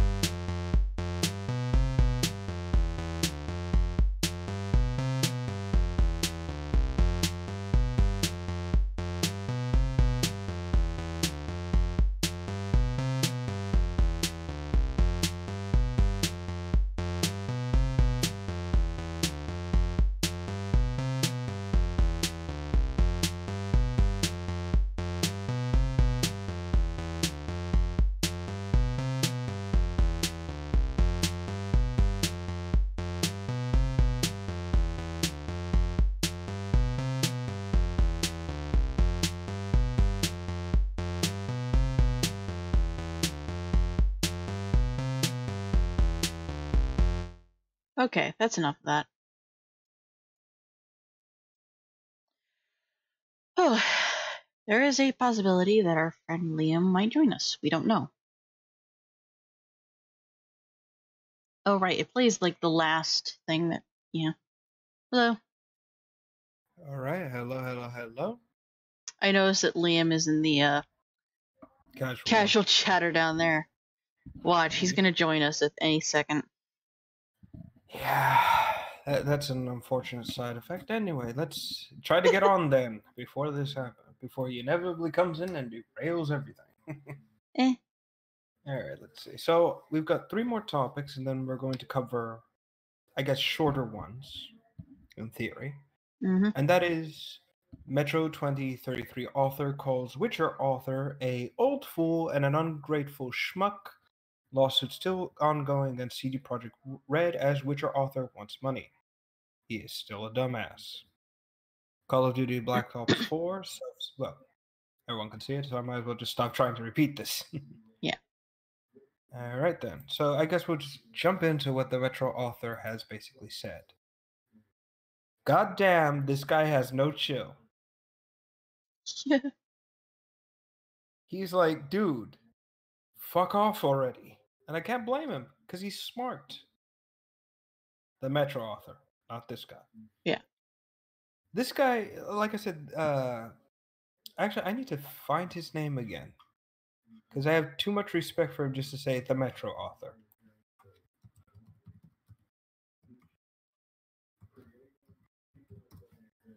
Let's see here. Here we go. Dmitry Glukovsky. We'll just call him Dmitry for now. That's the thing about Dmitry. He video, either one of their projects would have gotten off the ground. It's like, dude, stop destroying the company that's trying to make you money and is making your book famous. You dipshit. Yeah. And honestly, it's like I can't help but feel like some sense of sense of admiration to Dmitry for basically telling this guy to fuck off already. Mm-hmm. It's like, again, and it still pisses me off that this lawsuit is still underway, and it worries me because this lazy ancient hack is going to probably get away with this kind of money and kill CD Projekt Red. Or And something he agreed to. Exactly. He agreed to have the money paid up front and didn't even settle for royalties or anything. Now he's angry because he's not getting it. He could have easily renegotiated the contract with these guys and agreed to have agreed to have the royalties being paid and everything. He could have agreed to that, but instead he has to take them for everything they're worth because he feels like he's owed money.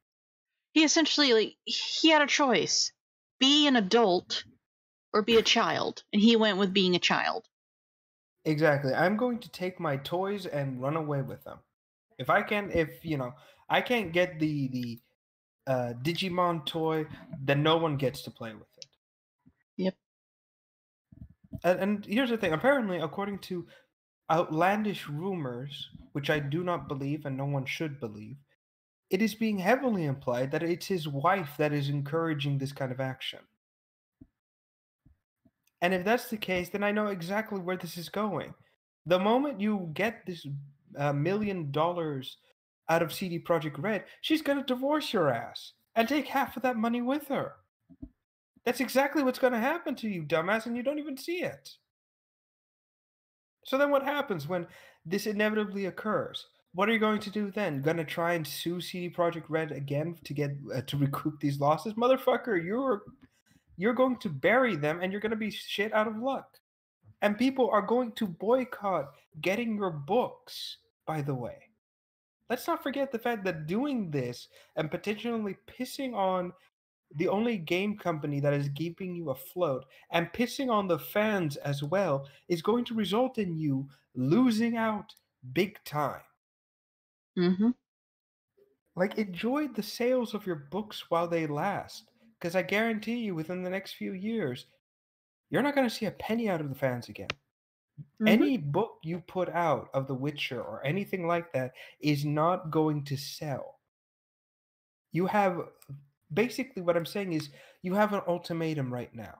Save your reputation, settle this crap, drop the lawsuit, and maybe, just maybe, you'll be able to walk out of this scot-free and maybe make more money out of it. Or B, continue on this ludicrous path until finally you basically run everyone into the dirt and then get screwed eternally. Because that's the thing. With a Reputation cactus dildo. with the cactus. But this is what's going to happen, man. Reputation and how you act with people lingers. And if you piss off enough, the entire fan base or a large percentage of them, they're going to make you suffer. Look at what's happening with Disney. Look at how they shat on the fans. And look at this. They're losing money on Star Wars. The one And look thing again, they're actually learning from it. Exactly. There is a if this is again, if Star Wars is meant to print money, then isn't Disney rolling in it? Oh, it's because the people who are making the movies and shit are pissing on the fans. And the fans are saying, "Well, screw you. I'm just going to go over here." Case in point, I'm not even going to exaggerate this. We're not there yet, LT. We've already talked about that before. Exactly. No, but he's right. COD. Exactly. And that's the other thing I want to mention. I don't know who owns the right to make Star Wars toys for kids. What was it? Hasbro or Mattel? Hold on. I think it's Mattel. I'm gonna check. Just keep going. Right. Well, here's the. Well, you cut out. Oh, sorry. Well, here's the crazy thing. Because Disney is doing such a shit job with Star Wars, and because they're forcing these companies to ship out shitty characters in toy format, they're losing money. They are down 9% in sales and return revenue. They are losing money. They've had to lay off 400 people already. Look at freaking Toys R Us. This problem with Star Wars, because of what people have been doing to screw the fans over, has killed Toys R Us. The vintage stuff is made by a company called Kenner's.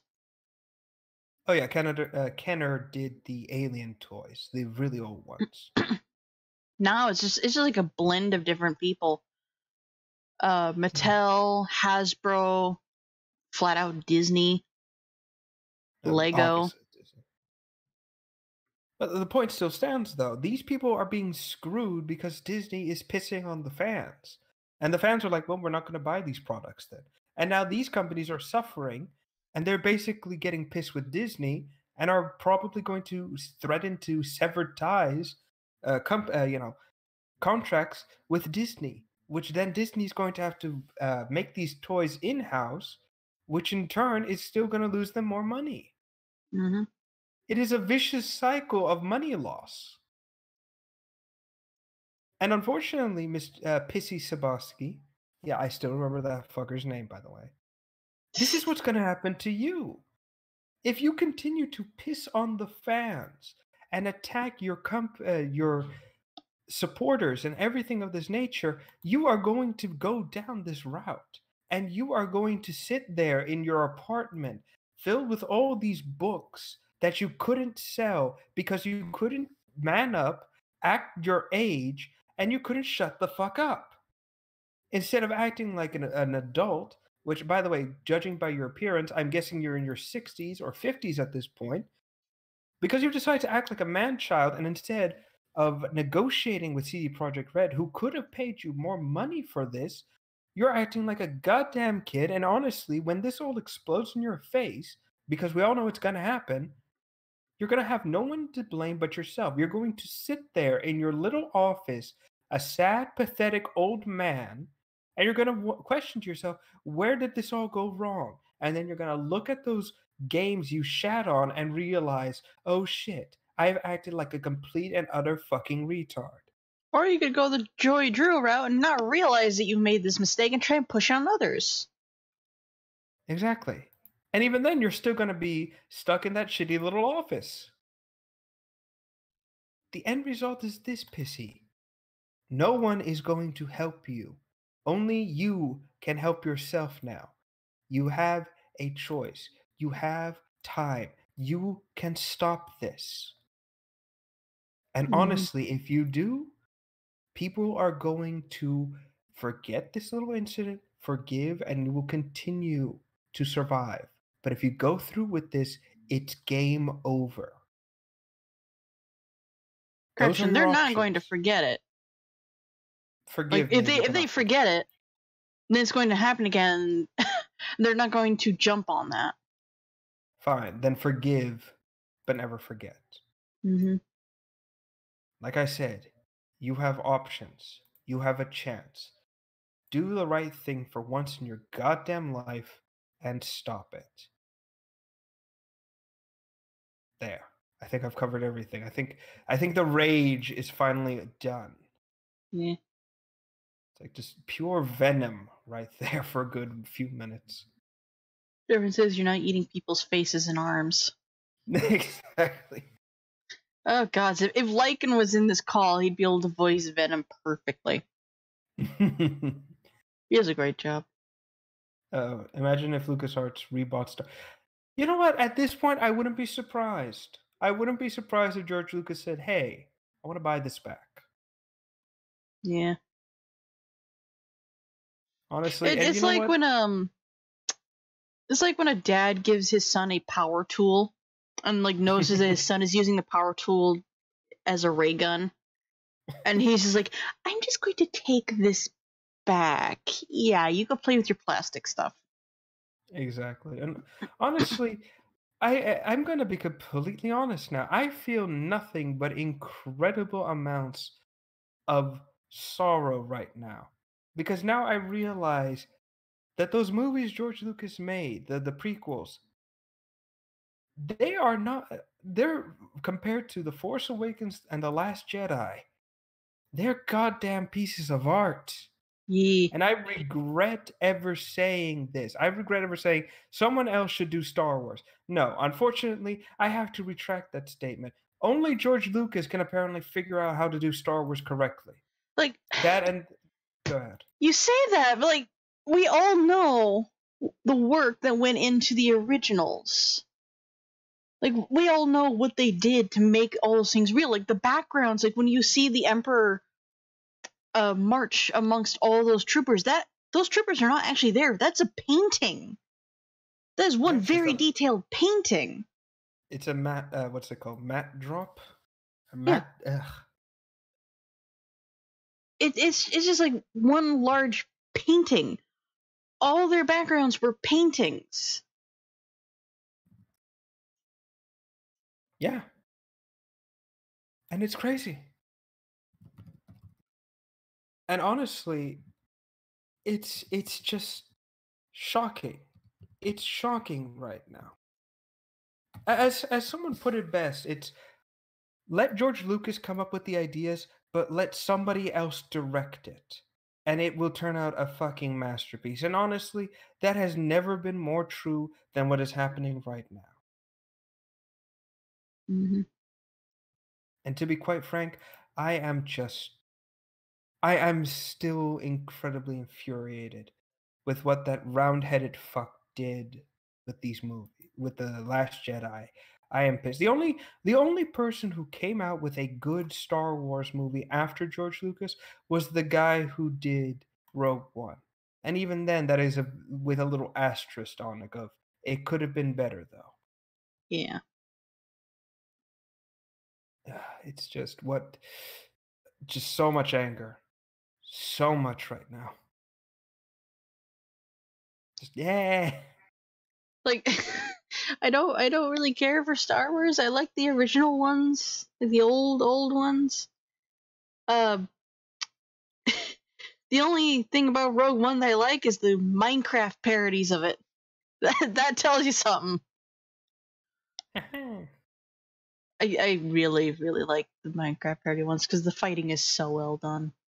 It's just like I went back. I looked at the prequels, and I realized they are sound storytelling. I mean, yeah, it's very boring, and it was very obvious that things needed to be done differently, but they never did anything so brazen or so terrible as break the lore. These movies did, and I am incredibly infuriated. And again, like I said, this is coming from an ex fan of Star Wars. That's right, everyone, you heard it. Been a fan for almost 20 years up until this movie. Hmm. This broke it. And it is honestly the saddest day I've ever had to actually sit there and realize this isn't the Star Wars I used to know. And having to basically hang up everything I used to love and walk away and just let it die.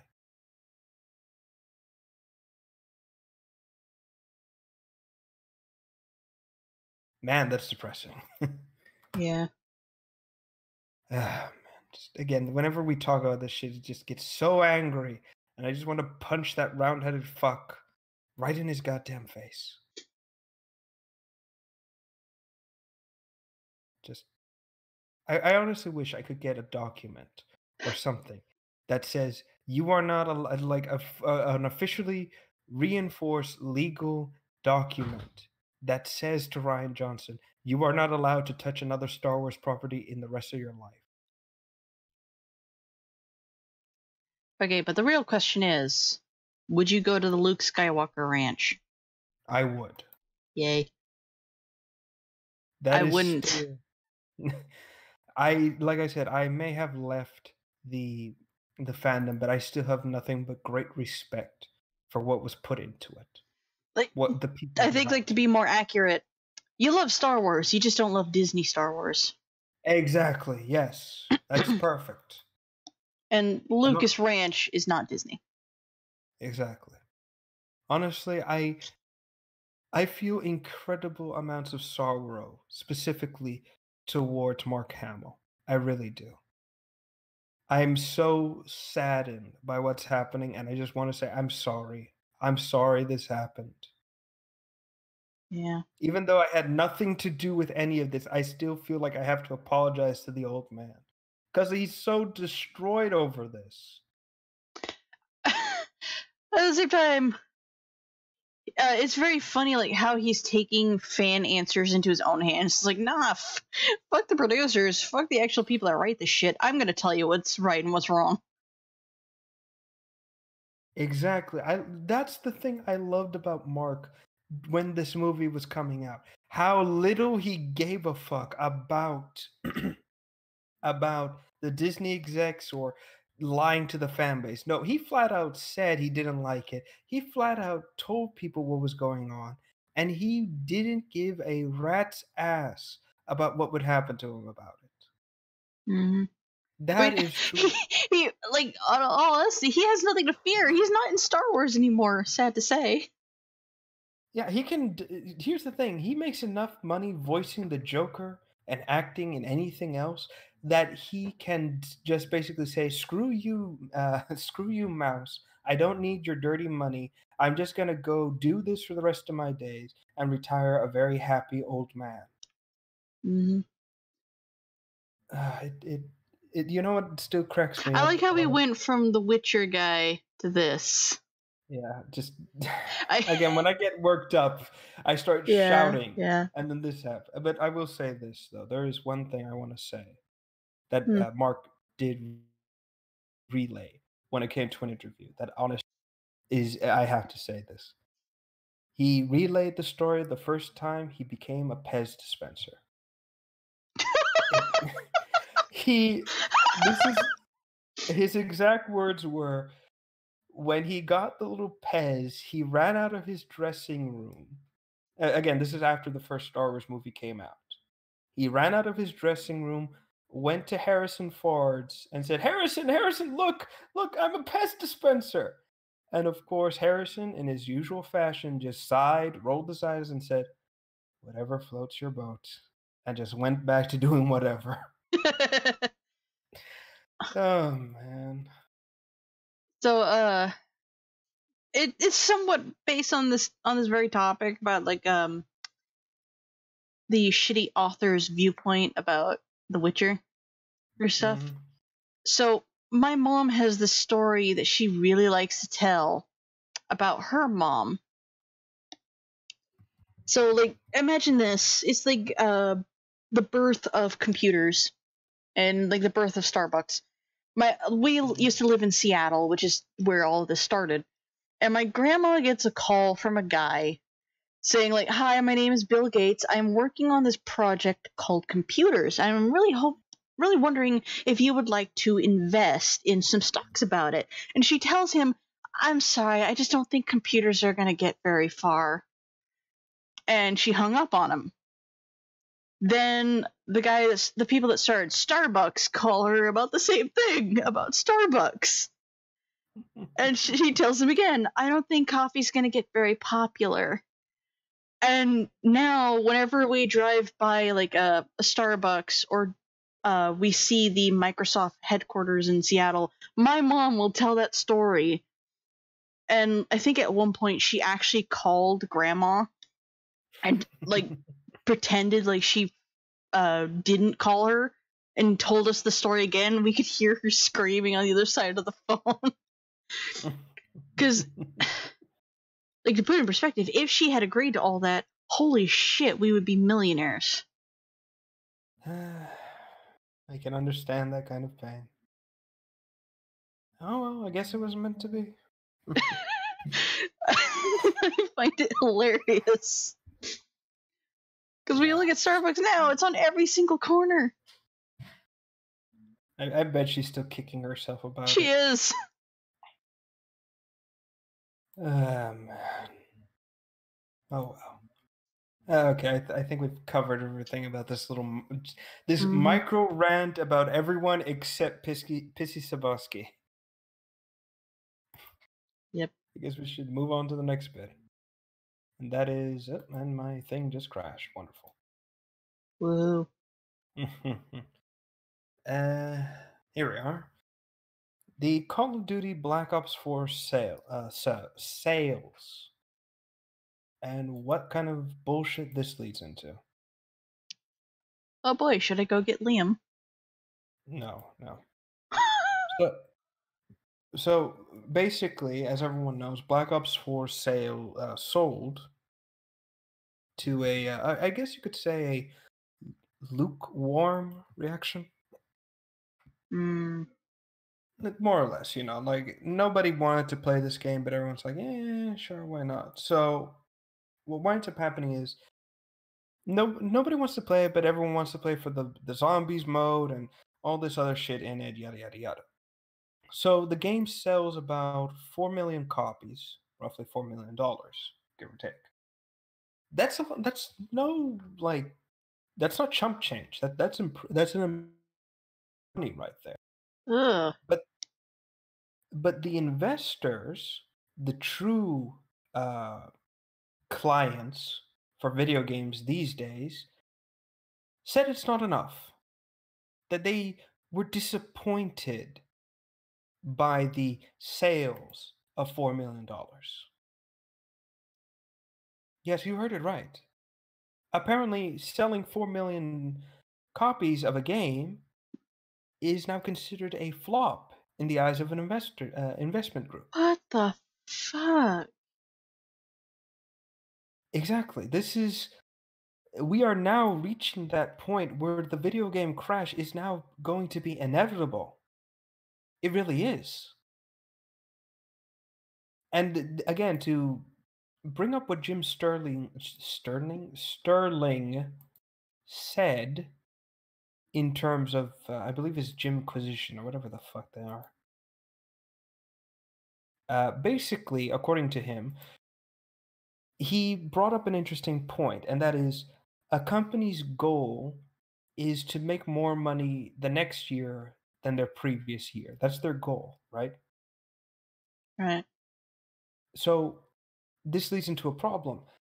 You see, the video game industry or video game companies aren't interested in making more money. They're interested, well, yeah, they are interested in making more and more money, but they're not interested in appealing to more people across the world. They're interested in goading the same suckers who ungodly amounts of money on the same the to quote the what's it called? To quote cell phone game terminology, the whales of their fandom. Ugh. For those of you for those of you who don't know, it's been exactly it's been a downward slope ever since Advanced Warfare. But that's what I'm getting at. For those of you who don't know, a whale is basically someone who has a huge amount of disposable income and is willing to spend upwards of 30 to about 100 or so dollars on one game's microtransactions or DLCs or loot boxes. And due to this fat nature of their money, they're considered the whales. And so game companies will continuously create products and stuff to appeal to these whales. And again, this is a small demographic of people. Mm-hmm. But they will continue to sucker into supporting their fat asses. Unfortunately, everybody else who is a normal person and is smarter with their money and time won't take the same bait, which leads into the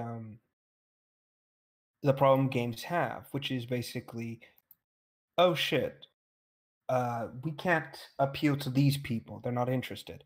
So we'll just have to tighten the screws and force them to pay or leave. That's basically the mentality. And what Jim brings up in his video is very telling. The game industry is now reaching a point where the bottom is going to fall out from them.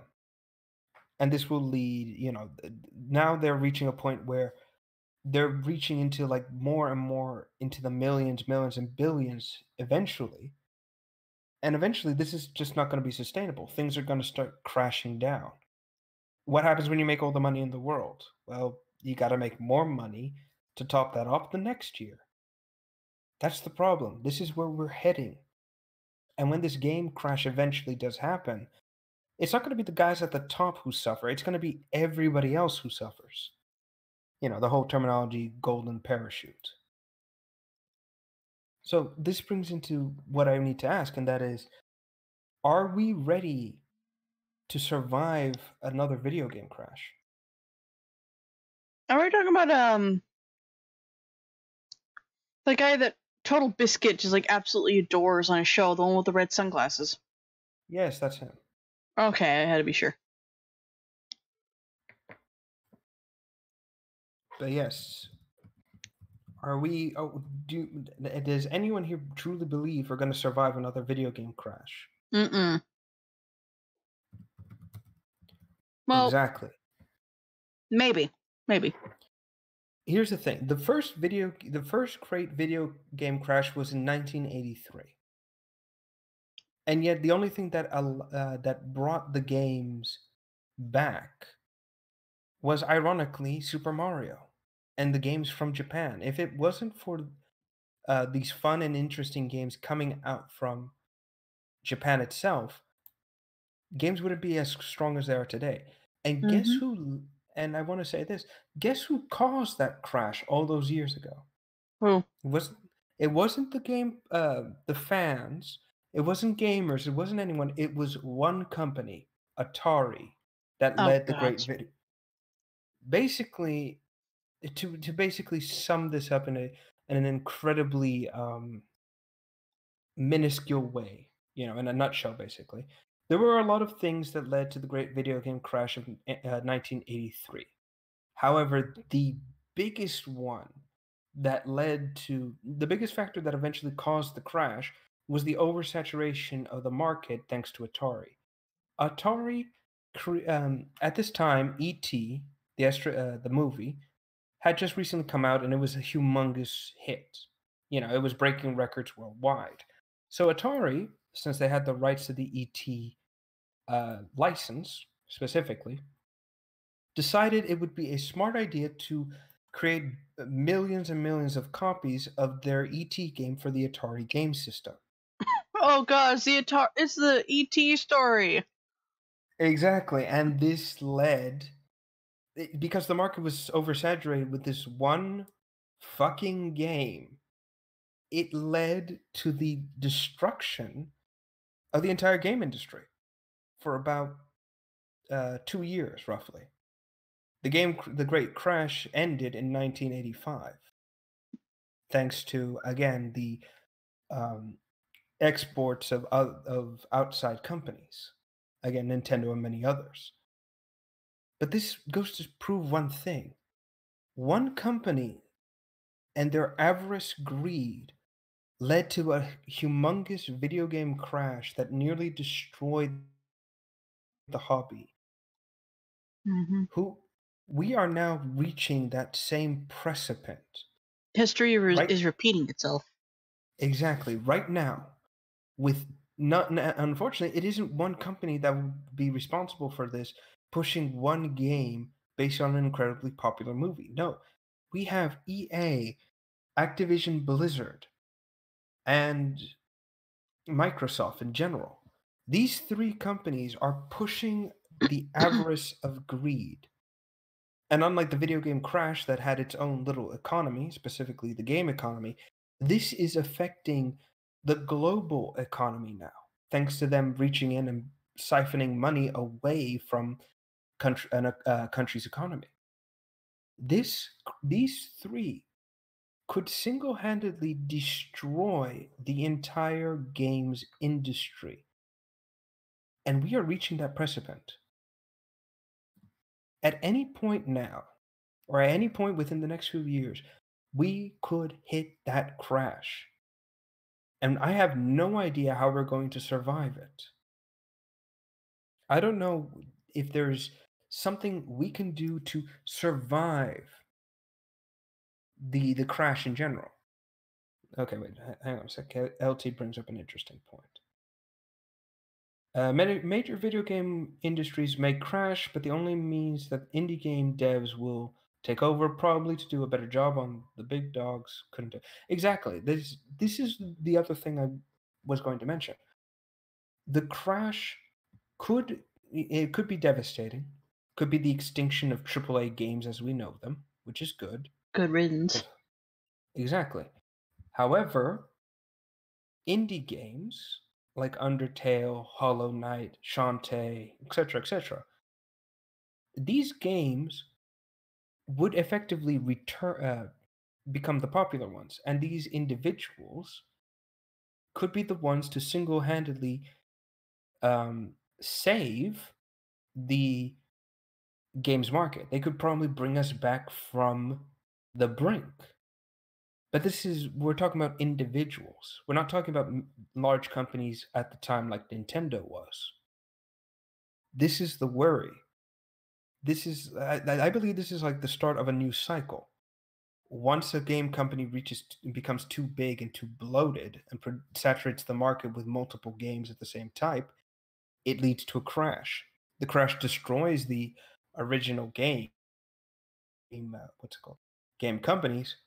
Then smaller ones rise up, replace them, and the cycle begins anew. That's what I'm worried about.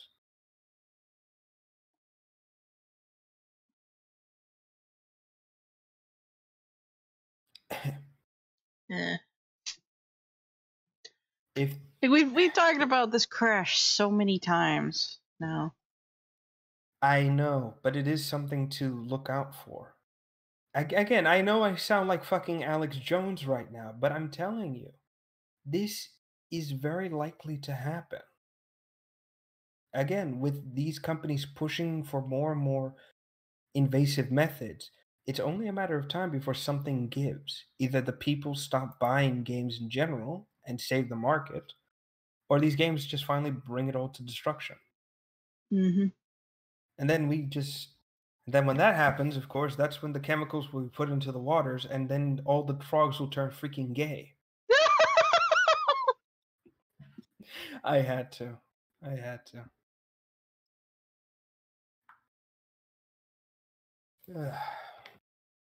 But yeah, I suppose we've covered everything on that front. Yeah. All right. I guess we'll go into the last topic, and then we'll go into our two, I guess, micro topics, since they just kind of popped up. Actually, should I start before I jump into that? All right, L2. I wish I had your optimism on that front. But anyway, should I just start shouting and screaming like Alex Jones and just start eventually just throw my shirt off and run out into the public just screaming, "You're all racists! Racists!" I don't know this reference, but all right. It was when during the elections, Oh. he mocked. He did a whole stint with him like kind of worshiping Hillary. He lost his mind during that bit.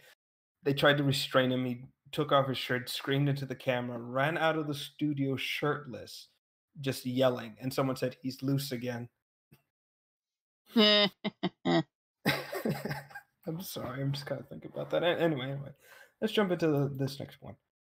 And that is, I guess, just Ellen Ripley in general and strong protagonists in general. So I guess this is kind of like we touching our feet into the Aliens franchise. Aliens was actually on last night on IFC. Oh, cool. I watched it. I really wish I was in control of the remote because Cody would like my brother would kept like going to the other channel which was on commercial right when it would get to a good part. Like right before before Ripley starts spraying fire all over the nest, he like changed the channel. And right before she actually got into a fight with the Queen using the loader, he changed the fucking channel. And all the while I'm getting up time to time to pass out candy for the trick or treaters. Oh. He was lucky the dog was there, else I would have just beaten his ass. Stop! I'll beat your ass. I'm sorry. Whenever someone says that, I immediately think of freaking Mini Lad. Yeah. Anyway. So yeah, well, that's the thing. So, what makes a strong protagonist? I suppose. I will start this with a question.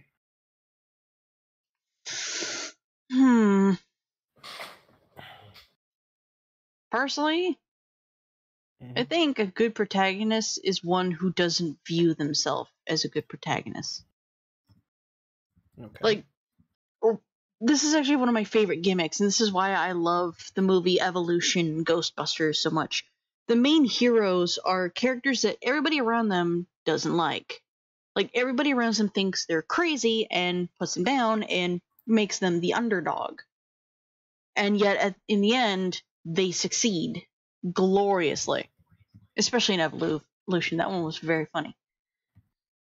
But in a movie like Aliens, Ellen Ripley does not see herself as a hero. She just sees herself as somebody doing her goddamn job and being thrust into this.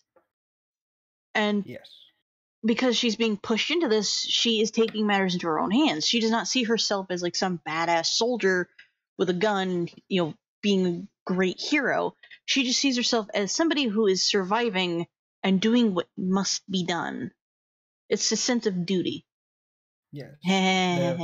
Duty. She selfless, but yet has morals, has a principle to her nature. Mm-hmm.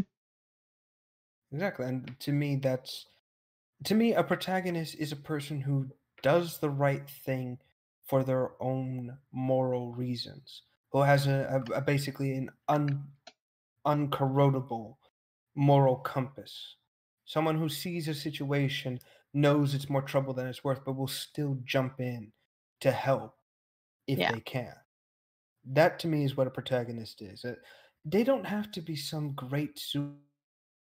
I like it when the protagonist isn't some omnipotent badass warrior, but instead just starting off as a bit of a klutz or a failure in a general sense. Someone who has flaws, but can overcome, and over the course of time will grow, change, and become the hero they wish or are destined to become. That's what I like. Because let's face it, no one is born great. We all have wobbles. We struggle. We trip over ourselves. But we get up and we decide, you know what? Let's give it another shot. Yeah. That to me is what makes a good protagonist. Ellen Mhm. Ripley completely embodies this. The first movie she's in, the first Alien movie, she is at the mercy of the alien. She Yep. is just trying to get in the end when the creature attempts to board her escape pod once she's like abandoned the ship, the Sulaco, I think. No, what was Yeah, it was, Nostromo? it was the Sulaco. You're right. Right. But once she abandons the ship and the alien jumps on her little escape pod and tries to kill her, instead of just screaming and accepting some inevitable fate, she opens the pod and forces the creature out into space. And once it's gone, then she leans back, relaxes, and decides to have a good, well-deserved rest. In Aliens, she is thrust into the situation again, but instead of shrinking away from uh, from the evil aliens, or wanting nothing to do with it, she joins up because she's needed, and she acts as she has to. She basically takes the reins and helps them fight the aliens. She teaches them some things about them. And when a girl, when Newt is in danger, she ignores her own nature, her own principle of it's too late for them, rushes in, takes two weapons, duct tapes them together, goes in and saves this girl from getting killed at the risk of her own safety. And even when the alien gets the queen gets on board the ship, she fights, she battles it, and she survives. She Hmm. struggles, she almost dies at several points, but she makes it. Yep. That is the making of a true protagonist. This is why, to me, the hero has to be someone that I can look at and say, yeah, I can get behind. Like, if someone I can look at and say, all right, I'll fight with them. You I got can't their really back. say the same about like superhero movies. No, well, actually, you Maybe can. with Captain America, but otherwise, you can't. It depends on the hero and how the story Hmm. Hmm. about the hero. Like, again, to take the Dark Knight Rises movies, Bruce Wayne doesn't immediately become Batman, and no, we see him train. We see him gain the skills to become the Batman. Even in his first movie, he isn't perfect by any stretch, but he is capable. And that's the thing about the movies. You see him struggle, face these great evils and villains, and then, in the third one, he gets his back broken, but he still climbs out. He still has to do what he has to do because he set himself up to be this person. And again, yeah, some heroes, you can't get behind them like that because they're all, it's always expected for And the them to writer, be who. yeah, yeah. Yeah, it's always expected for them to be like this, yada yada yada. I think But another exception is Hellboy. yeah, he's more, at least in the movies, he's more focused on. I kind of want to just be a normal person. I mean, I enjoy fighting. He's more focused on making that FBI guy's life miserable. Okay, you Uh, have to stay hidden. Here's a picture of him posing. exactly. He posed for this one, and then they're all over on Facebook. He God, I even hate gave this one Facebook. an autograph. Exactly. Like that is actually another hero that I can get behind. He's not actually doing all this with the mindset of I am a hero, I must do this. He is on the mindset of I'm going to do this because I have nothing better to do, and maybe the humans might like me more. Exactly. He is. That and I might get a cigar and a Yeah, Snickers. And a cat. And a kitty, yeah, God. a kitty cat. But that's the point I want to make about it. Hellboy is an individual from the outside wanting to be on the inside. Mm-hmm. Yet, by that same token, he has an incorruptible moral compass. We see that in full display at the end of the first movie. What's his name? The FBI agent who is there at the end of the movie. I forget his name. Wicks, was it? Will? The young one or the older one? The young one. I don't remember his name either. Yeah, but he basically has a moment where he, takes the cross that his adopted father gave Hellboy, throws it to him, and just kind of shouts, "Remember who you are. Remember who you really are. You're not this monster they want you to be." And in that moment, he defies his own destiny and chooses to go down a path that is for him. He doesn't care about anything else except this is my responsibility, Mm-hmm. and that's it. Again, it's I'm not going to say it's perfect for the sake of perfect, but it's like this is what a hero should be, someone who cannot be corrupted by You the see that by even more in the second movie. Like, yeah. Prince Pale Bitch, like, telling him all these things, like, trying to push him, and while the pale guy is correct on some things, he's also very, very wrong. Mm-hmm. Like, there are bad humans out there. There are absolutely terrible humans, and right now the United States is kind of shackled by one. But Let's not get political on the yeah, show. yeah. But you have to admit, there are plenty of good humans that vastly outnumber them. Vastly.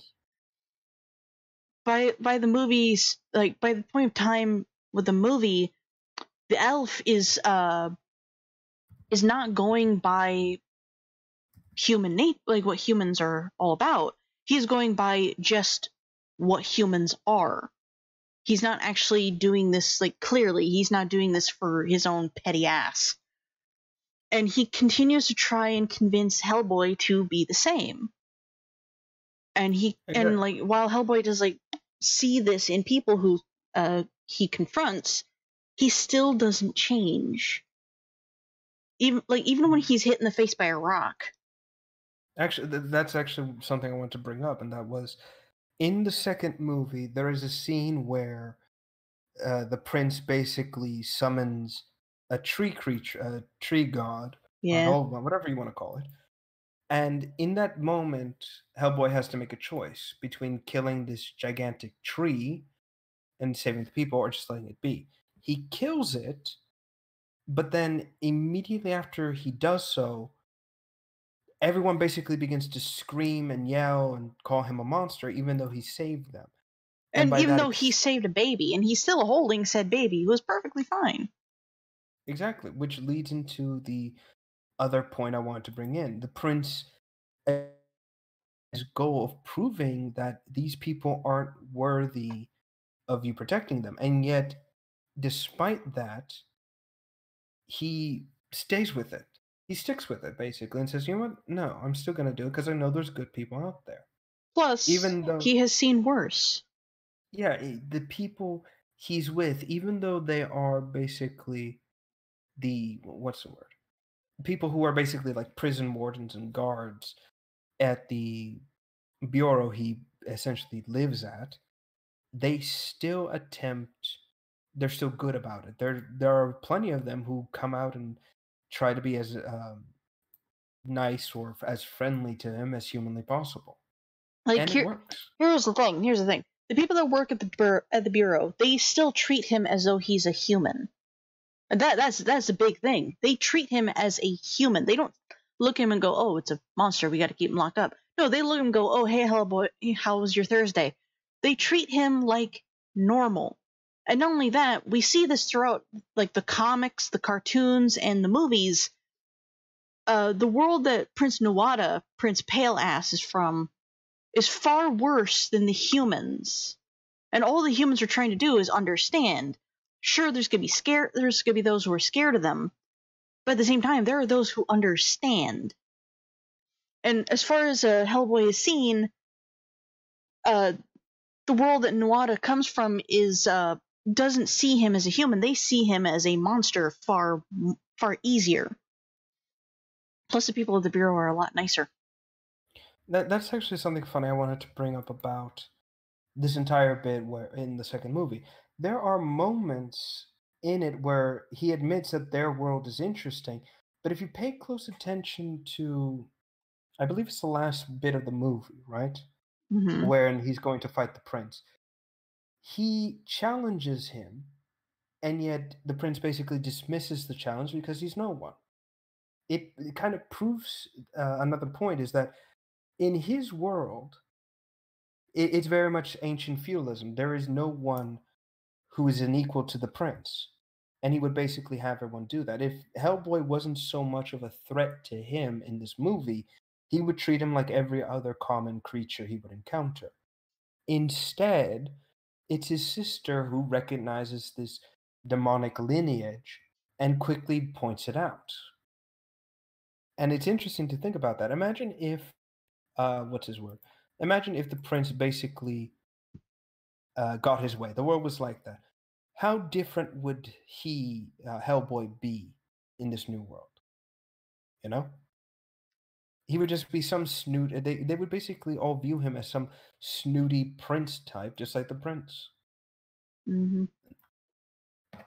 And again, this is, that's the thing that should be pointed out at least. Anyway. But then, so the other half I want to point out when it comes to, I guess, good protagonists is what's happening now, effectively. And by now, I mean in current movies, TV shows, all that stuff, basically. And this, again, this is going back to, as much as I hate to bring it up again, because we just had a micro rant about it, it goes back to Star Wars for a second. And that is Rey. Rey, to me, is the worst protagonist I think I've ever seen. And that is saying a lot. Because she goes through nothing. No trials, no tribulations, no suffering, nothing. Everything is hand given to her. Everything is just comes easy to her, and yet we are expected to view her as some great protagonist, like Ellen Ripley. And people say, "Oh, but you have no problem about someone like Ellen Ripley or Samus or yada yada." Yeah, because these people earned their badassness. These individuals went through hell, sometimes literal, or sometimes, Like, a hell of their own even making. Luke went through absolute hell. Yes. Go to face Vader only to find out the most evilest man in the universe is your freaking father. Not to mention, like, the people who raised him were burnt to a crisp just for having droids. Well, the droids they were looking for. Yeah. And it proves this massive issue, this problem of why Rey and these other newer protagonists aren't good protagonists to begin with. These are individuals who people outside of this universe or outside the medium they're portrayed in are told, not told. Yeah, these people outside of this universe, outside of the medium, all that stuff, they come to us and they tell us we should like them because they're protagonists and they're so powerful and respectful and yada yada yada. Why tell us? Why not show us and prove to us that these individuals are capable? It's because they are not. These are people who are just horrible. Mm-hmm. They're protagonists in name only. They don't do anything that warrants respect or They're manufactured, admiration. they're cookie cutters, they're mass produced, things like that. Exactly. They are just a constant just another one of the many, many protagonists that nobody cares about. It's just like with video games. The main characters always wind up being repetitions of somebody else's character. I mean, for example, back in I believe 2007, 2008, somewhere around there, the entire video game genre was dominated by men who were what was it? Very gruff and tough and were practically bald. There Yeah. was no, and if you weren't that specific stereotype of a protagonist, no one would be supposedly interested or like your game. Again, that's at least in what it was basically being proposed as during that time. Now we're facing the same problem with new protagonists and new individuals. The story development and everything is thrown out the window. And instead of actually sitting down and thinking, okay, we've got this new lead. How do we convince the audience they're worth the time of day? I know. Let's go get on social media, talk about them and how great they are, and then do nothing. And then just have the story as is. In fact, go one further. Legend of Korra, for example. Oh boy. Here we go. Korra is, and I'm talking about the character herself. Hmm. I have never felt more more dislike and pure animosity towards someone as I have done this one woman. She is by far the most pain in the ass, stubborn, ox-headed, lazy individual I think I've ever met. And honestly, if it was any other person I met on the street who acted like this, I would have beaten them into a bloody pulp by now. Yep. And that is saying a lot. And it isn't, and before people start saying, oh, it's because she's a woman and na na na na na na na, it's like, no, no, if she whoop her ass, it'd still whoop his ass too. Plain and simple. The fact is, I just don't like them. And I don't think anyone likes Korra as a character. I mean, honestly, if you were to sit down and like read a Word document, right, of everything that happened in the show around this one person, you would be bored to tears and think she's the villain in all of this. Hmm. In fact, the perfect example of this is there's a moment I believe in the second season. I think. Ugh, I don't I've know. never watched. And it's like I'm not even paying attention. But basically, where Korra's father is is on trial and is going to be put to the death sentence. Instead of her coming in and arguing his case or anything of that nature, she comes in a few minutes later, I think, after the decision's been made, and screams at the judge, I think, or someone of that nature, and screams, and I quote, "If you take his life, I take yours." I'm sorry, what? Are you kidding me? And again, this is our hero. This is our heroine we should be rooting for. A woman who threatens a judge for passing a sentence, even if it's the death penalty. Even though she's late. Exactly. Not only that, she actually goes out of her way to find the guy, pin him, and then immediately threatens to have her dog eat his head unless he tells her what she wants to know. Again, how is this a hero? How is this someone we should be looking up to? Well, that was a random ass shit. Of course. I knew it was gonna happen. It just took a while. Hey, I'm playing Darkest Dungeon. I need someone to talk to. Of course. I need human interaction to stay sane in this game. And of course, you decide to come to our show when we're basically trying to wrap things up. Wonderful. Nah, I'm just here to hear people. Fine. But that's what I'm saying. She's horrible. She's honestly horrible. And to be quite frank, I don't think anyone in their right mind can look at this woman and say, yeah, you know what? She's awesome. We should have little girls look up to her, or guys, or whatever. That's the thing. I'm sick and tired of these shows and these movies and all these things that decide to shaft a character who's meant to be the lead, their development, their actual sitting down and actually writing them out and deciding how they should be, instead going to Facebook, Twitter, or whatever else have you, and basically tell us facts or tell us anything about them without showing us and expecting us to basically say, yeah, this is great or anything. Liam, at least mute yourself, please. Oh shit! I forgot. I had. Fix it. Thank you. That's all I'm saying. Mhm. That's what drives me up a wall.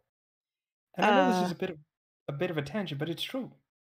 What I hate most, and like I gotta give them a little bit of respect, but not in the sense of what it should be. They wrote her character bland, poorly, and to save it, to like actually get people behind her, they made her gay, and that's it. Yeah. That's her only redeeming quality. She's gay. That's it. Oh no, it gets better than that. Apparently, that whole gay hand-holding thing at the end, when the series was rightfully cancelled, apparently that was snuck in Oh yeah, yeah. at the last minute. And this is that kind of shit that also pisses me off. It's like, stop trying to put in something that doesn't belong in something else. Stop that. Nobody cares. Well, actually, no. Let People do care. It's just like, don't use something that like other TV shows and other companies have used to like that have just like flat out killed off within like the first 5 minutes. Don't use something like that to get popularity for a character who is as two-dimensional as a piece of cardboard. No, they're as two-dimensional as the background they're drawn on. Or a coin. Or a coin. And Or it's worse yet, a chalk drawing. Exactly. That's Because this ain't two-dimensional. You can't even look at that. Exactly. It's one-dimensional. But that's my point. This is what I'm getting at. Korra, in the entire series, and others like her, are the most insufferable and insensitive individuals I think I've ever seen.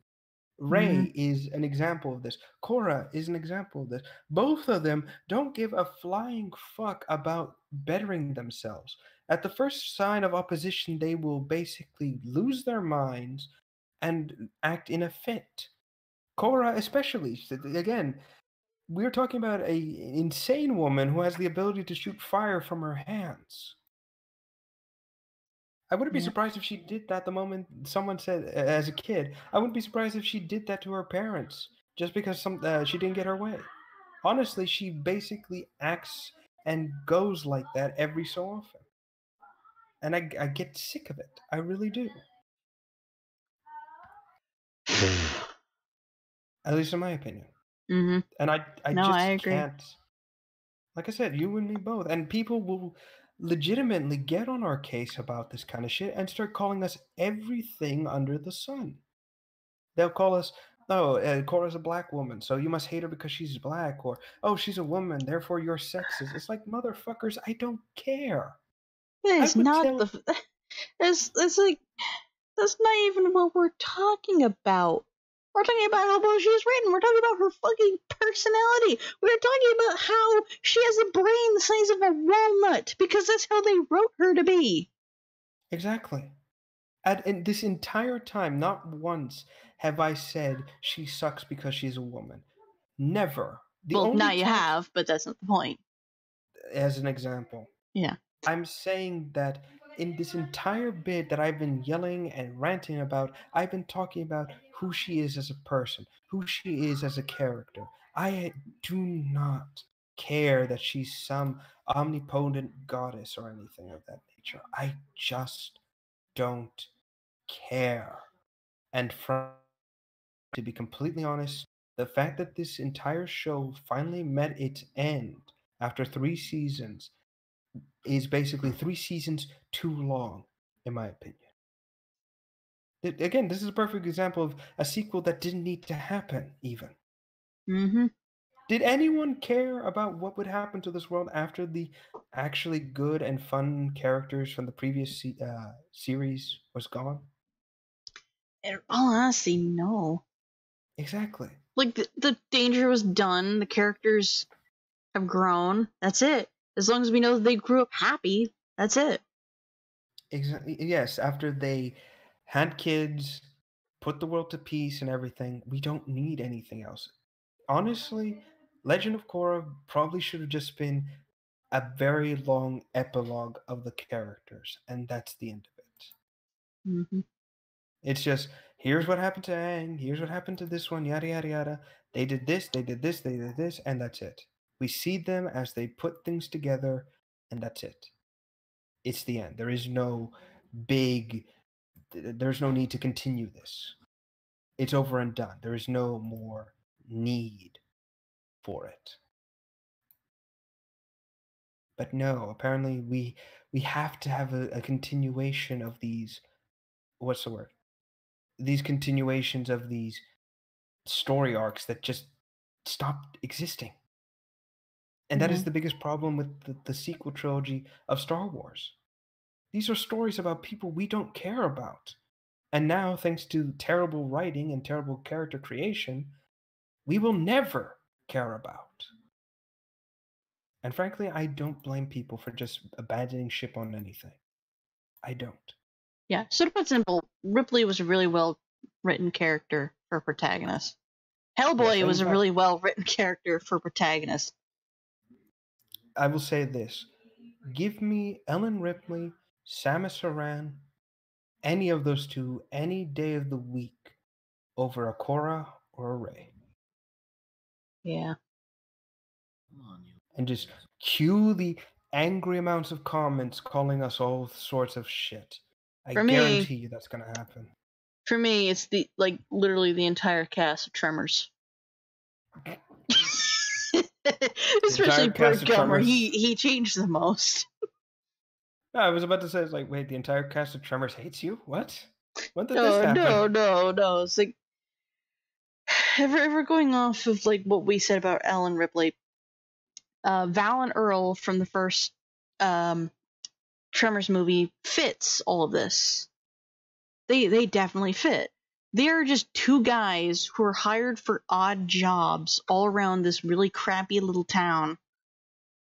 And like they take matters into their own hands when like monsters start eating everybody. But at the same time, they don't really break who they are. They're not like they're definitely not like Bert with all those guns. They're grabbing like pickaxes, they're grabbing hatchets, they're using cars, they're using a fucking bulldozer to try and do everything they can to get rid of these monsters, and they're not letting go of who they really are. Yeah, exactly.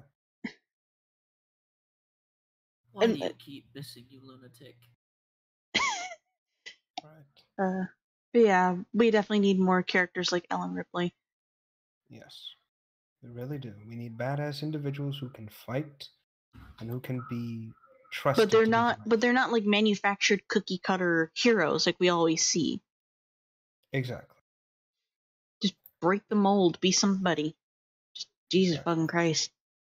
Yes. And of course, now we come into our two, I guess, mini topics. And the one you sent me was, of course, what's happening with Fallout 76. Yeah, I don't know much A- about the detail. A bug that accidentally deletes your entire 50 gigabyte beta. Ooh. Yes. I will say that's happened with Warframe before. Yeah, you Yes. experienced that one. Yeah, I personally that's just a problem with online stuff as a general rule, or outside services as a general rule. It can and will happen to you no matter. But That's just the system shitting itself every once in a while. Yes, however, the difference is that unlike with Warframe, who the developers actually give a damn about what's going on, we're talking about Bethesda. Bethesda, who has basically come out and admitted that everyone who's going to play Fallout 76 is a unemployed beta tester for them. As they said in their tweets, expect spectacular bugs when playing. In other words, we're rushing this shit out to launch, so we don't particularly care about quality control. And because you guys care so much about this game, you're going to buy it anyways, and, well, we're just going to get the money and walk away. Yep. Like I said, go on. I kind of went through the same thing when I did the NDA for frickin' Warframe. Yes. They were expecting it to fail. And And ta-da! yet here we are. Suffering. In all honesty, We're right at the suffering. right at the beginning, they didn't give an honest to God damn. Mostly because they were trying to put something back together again from what they originally had with frickin' Dark Sector that they were trying to continue originally, but then they just tried something else and they gambled like a motherfucker on it, and there were 1.5 million bugs. Did you know that the Snipetron originally had so much punch through you could shoot through the entire map and kill everyone? Yes.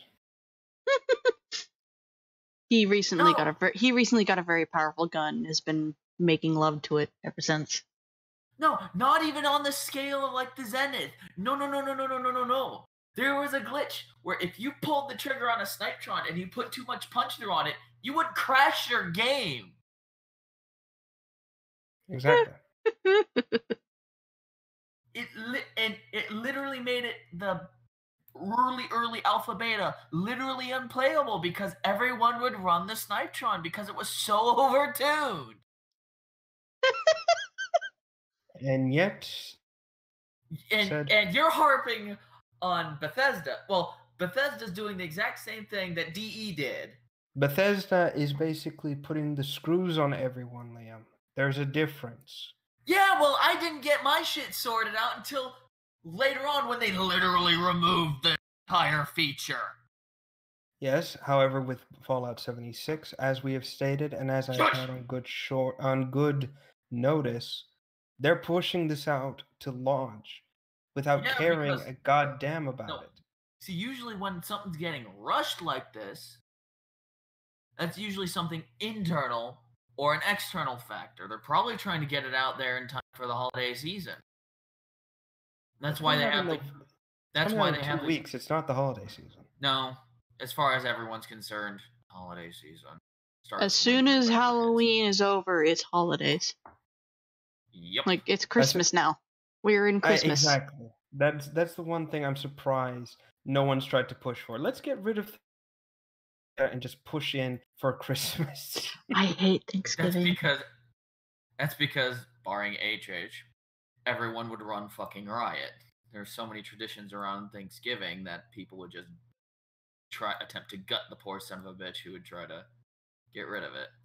That, and everyone's so freaking fat and they love food. That's it.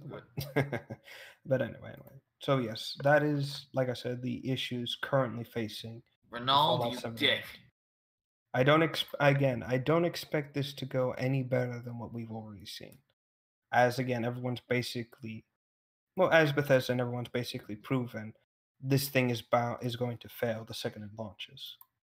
Well, not fail immediately. It's more along the lines of it's just going to be abysmal. A lot of the people I've talked to who have played the beta seemed happy with it, and they were enjoying it. Mm-hmm. And I keep a fairly wide view on a lot of people, so if a lot of people are over a large sample say that they like the game, then that depends on how long it goes on, is what I'm also pointing out. Anyway, and of course, the last bit, I believe it was the last bit, speaking of Warframe anyways, it was recently, I believe after this current dev, oh god, what was it? It wasn't the dev stream today, it was Prime time. Yeah. I think I know what you're about to say, that Fortuna is not coming out this week. What? No, I was just going to mention that some LT and several others, we basically put out the, oh my god, what's the word I'm looking for here? we were just going over some Fortuna information, and some new stuff recently came out. Specifically, a new bit of information he just sent me. It's a massive not design. It's a massive document we just decrypted from the biz. Okay. Unfortunately, it's very long though. That's what she said. Yeah. It again, and plus it's currently not completely set in stone. We might need to come back to this, however, next week though, given how it's still evolving and changing. So everyone keep that in mind, I suppose. Anyway, I believe that covers everything tonight, unless someone else had something else to say and didn't bother to tell me. But whatever. Nothing much other than DE, don't fuck your shit up anymore. Right. I'm Right. sorry if I sound salty as hell about that, but seriously, Oh, there was a no. point in time where the game was literally on. Don't like, you even dare beyond- start playing your music right now. No, it said powering off. Okay. I was Right. listening to YouTube earlier. God damn it. Yeah. All right. Well, But in all honesty, I mean, I give DE a lot of credit. Credit is due. But at the same time, I was there when they were having their moment earlier. I remember all the stupid bullshit that was originally there, including multi-shot costing ammo, Iron Skin. the original Iron Skin, not even the Iron Skin we know as it today, the original Wait a minute. duration-based utter invincibility Iron Skin. What the fuck? What? Oh my god, YouTube, why? What happened? It says we're offline on YouTube. That's all. I should have suspected something was wrong because it kept saying sign in to start chatting. Hold on, let me see. No, we're still live. Yeah, but on my side it says we're not. Weird. I guess refresh on your end. Maybe that will fix it. I have been refreshing. Because every time it says I need to sign in a chat, I'll click on it.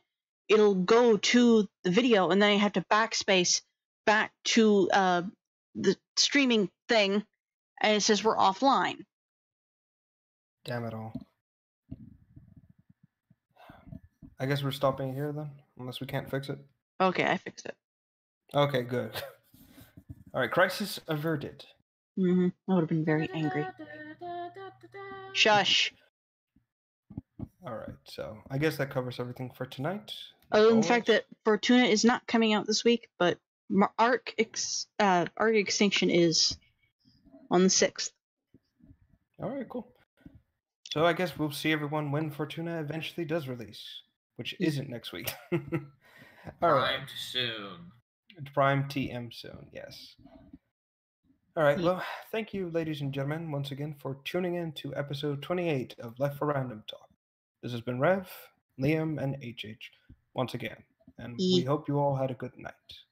And happy Halloween, even though now it's fucking Thanksgiving. God damn, I hate it. I hate it. All right, we will see you all next time. I'll see you in casual chat, Liam. Okay. Okay, now it's just me and the audience here. I say this at the end of every single stream that I do. Over on Twitch, why does it keep saying that? Over on Twitch, there is a creeper face. And on YouTube, if it would stop trying to say that it's there when it's really not. Sorry, on Twitch there's a creeper face down below. It says, like, click on this to support the stream. Don't click on it. It's not going to help. What actually helps is sharing the links. Like, sharing, like, whenever we post on Twitter or Tumblr, spread the word. Just get it out there even further than what I can do. And it really, really helps us out. There seems to be a glitch on YouTube where it keeps reposting the click on this to support the stream link at the very top. Don't do that. It's not really supposed to be there. I am working on it. We will have that running real soon. I just need you to make a choice. And I try to stream every day, and we stream this talk show every Thursday unless something happens and we either push it or we cancel it. But definitely keep your eyes open for that. For now, I will see you guys possibly tomorrow. No, I will see you guys on Sunday. There's a lot of D&D. Have a good night, everybody.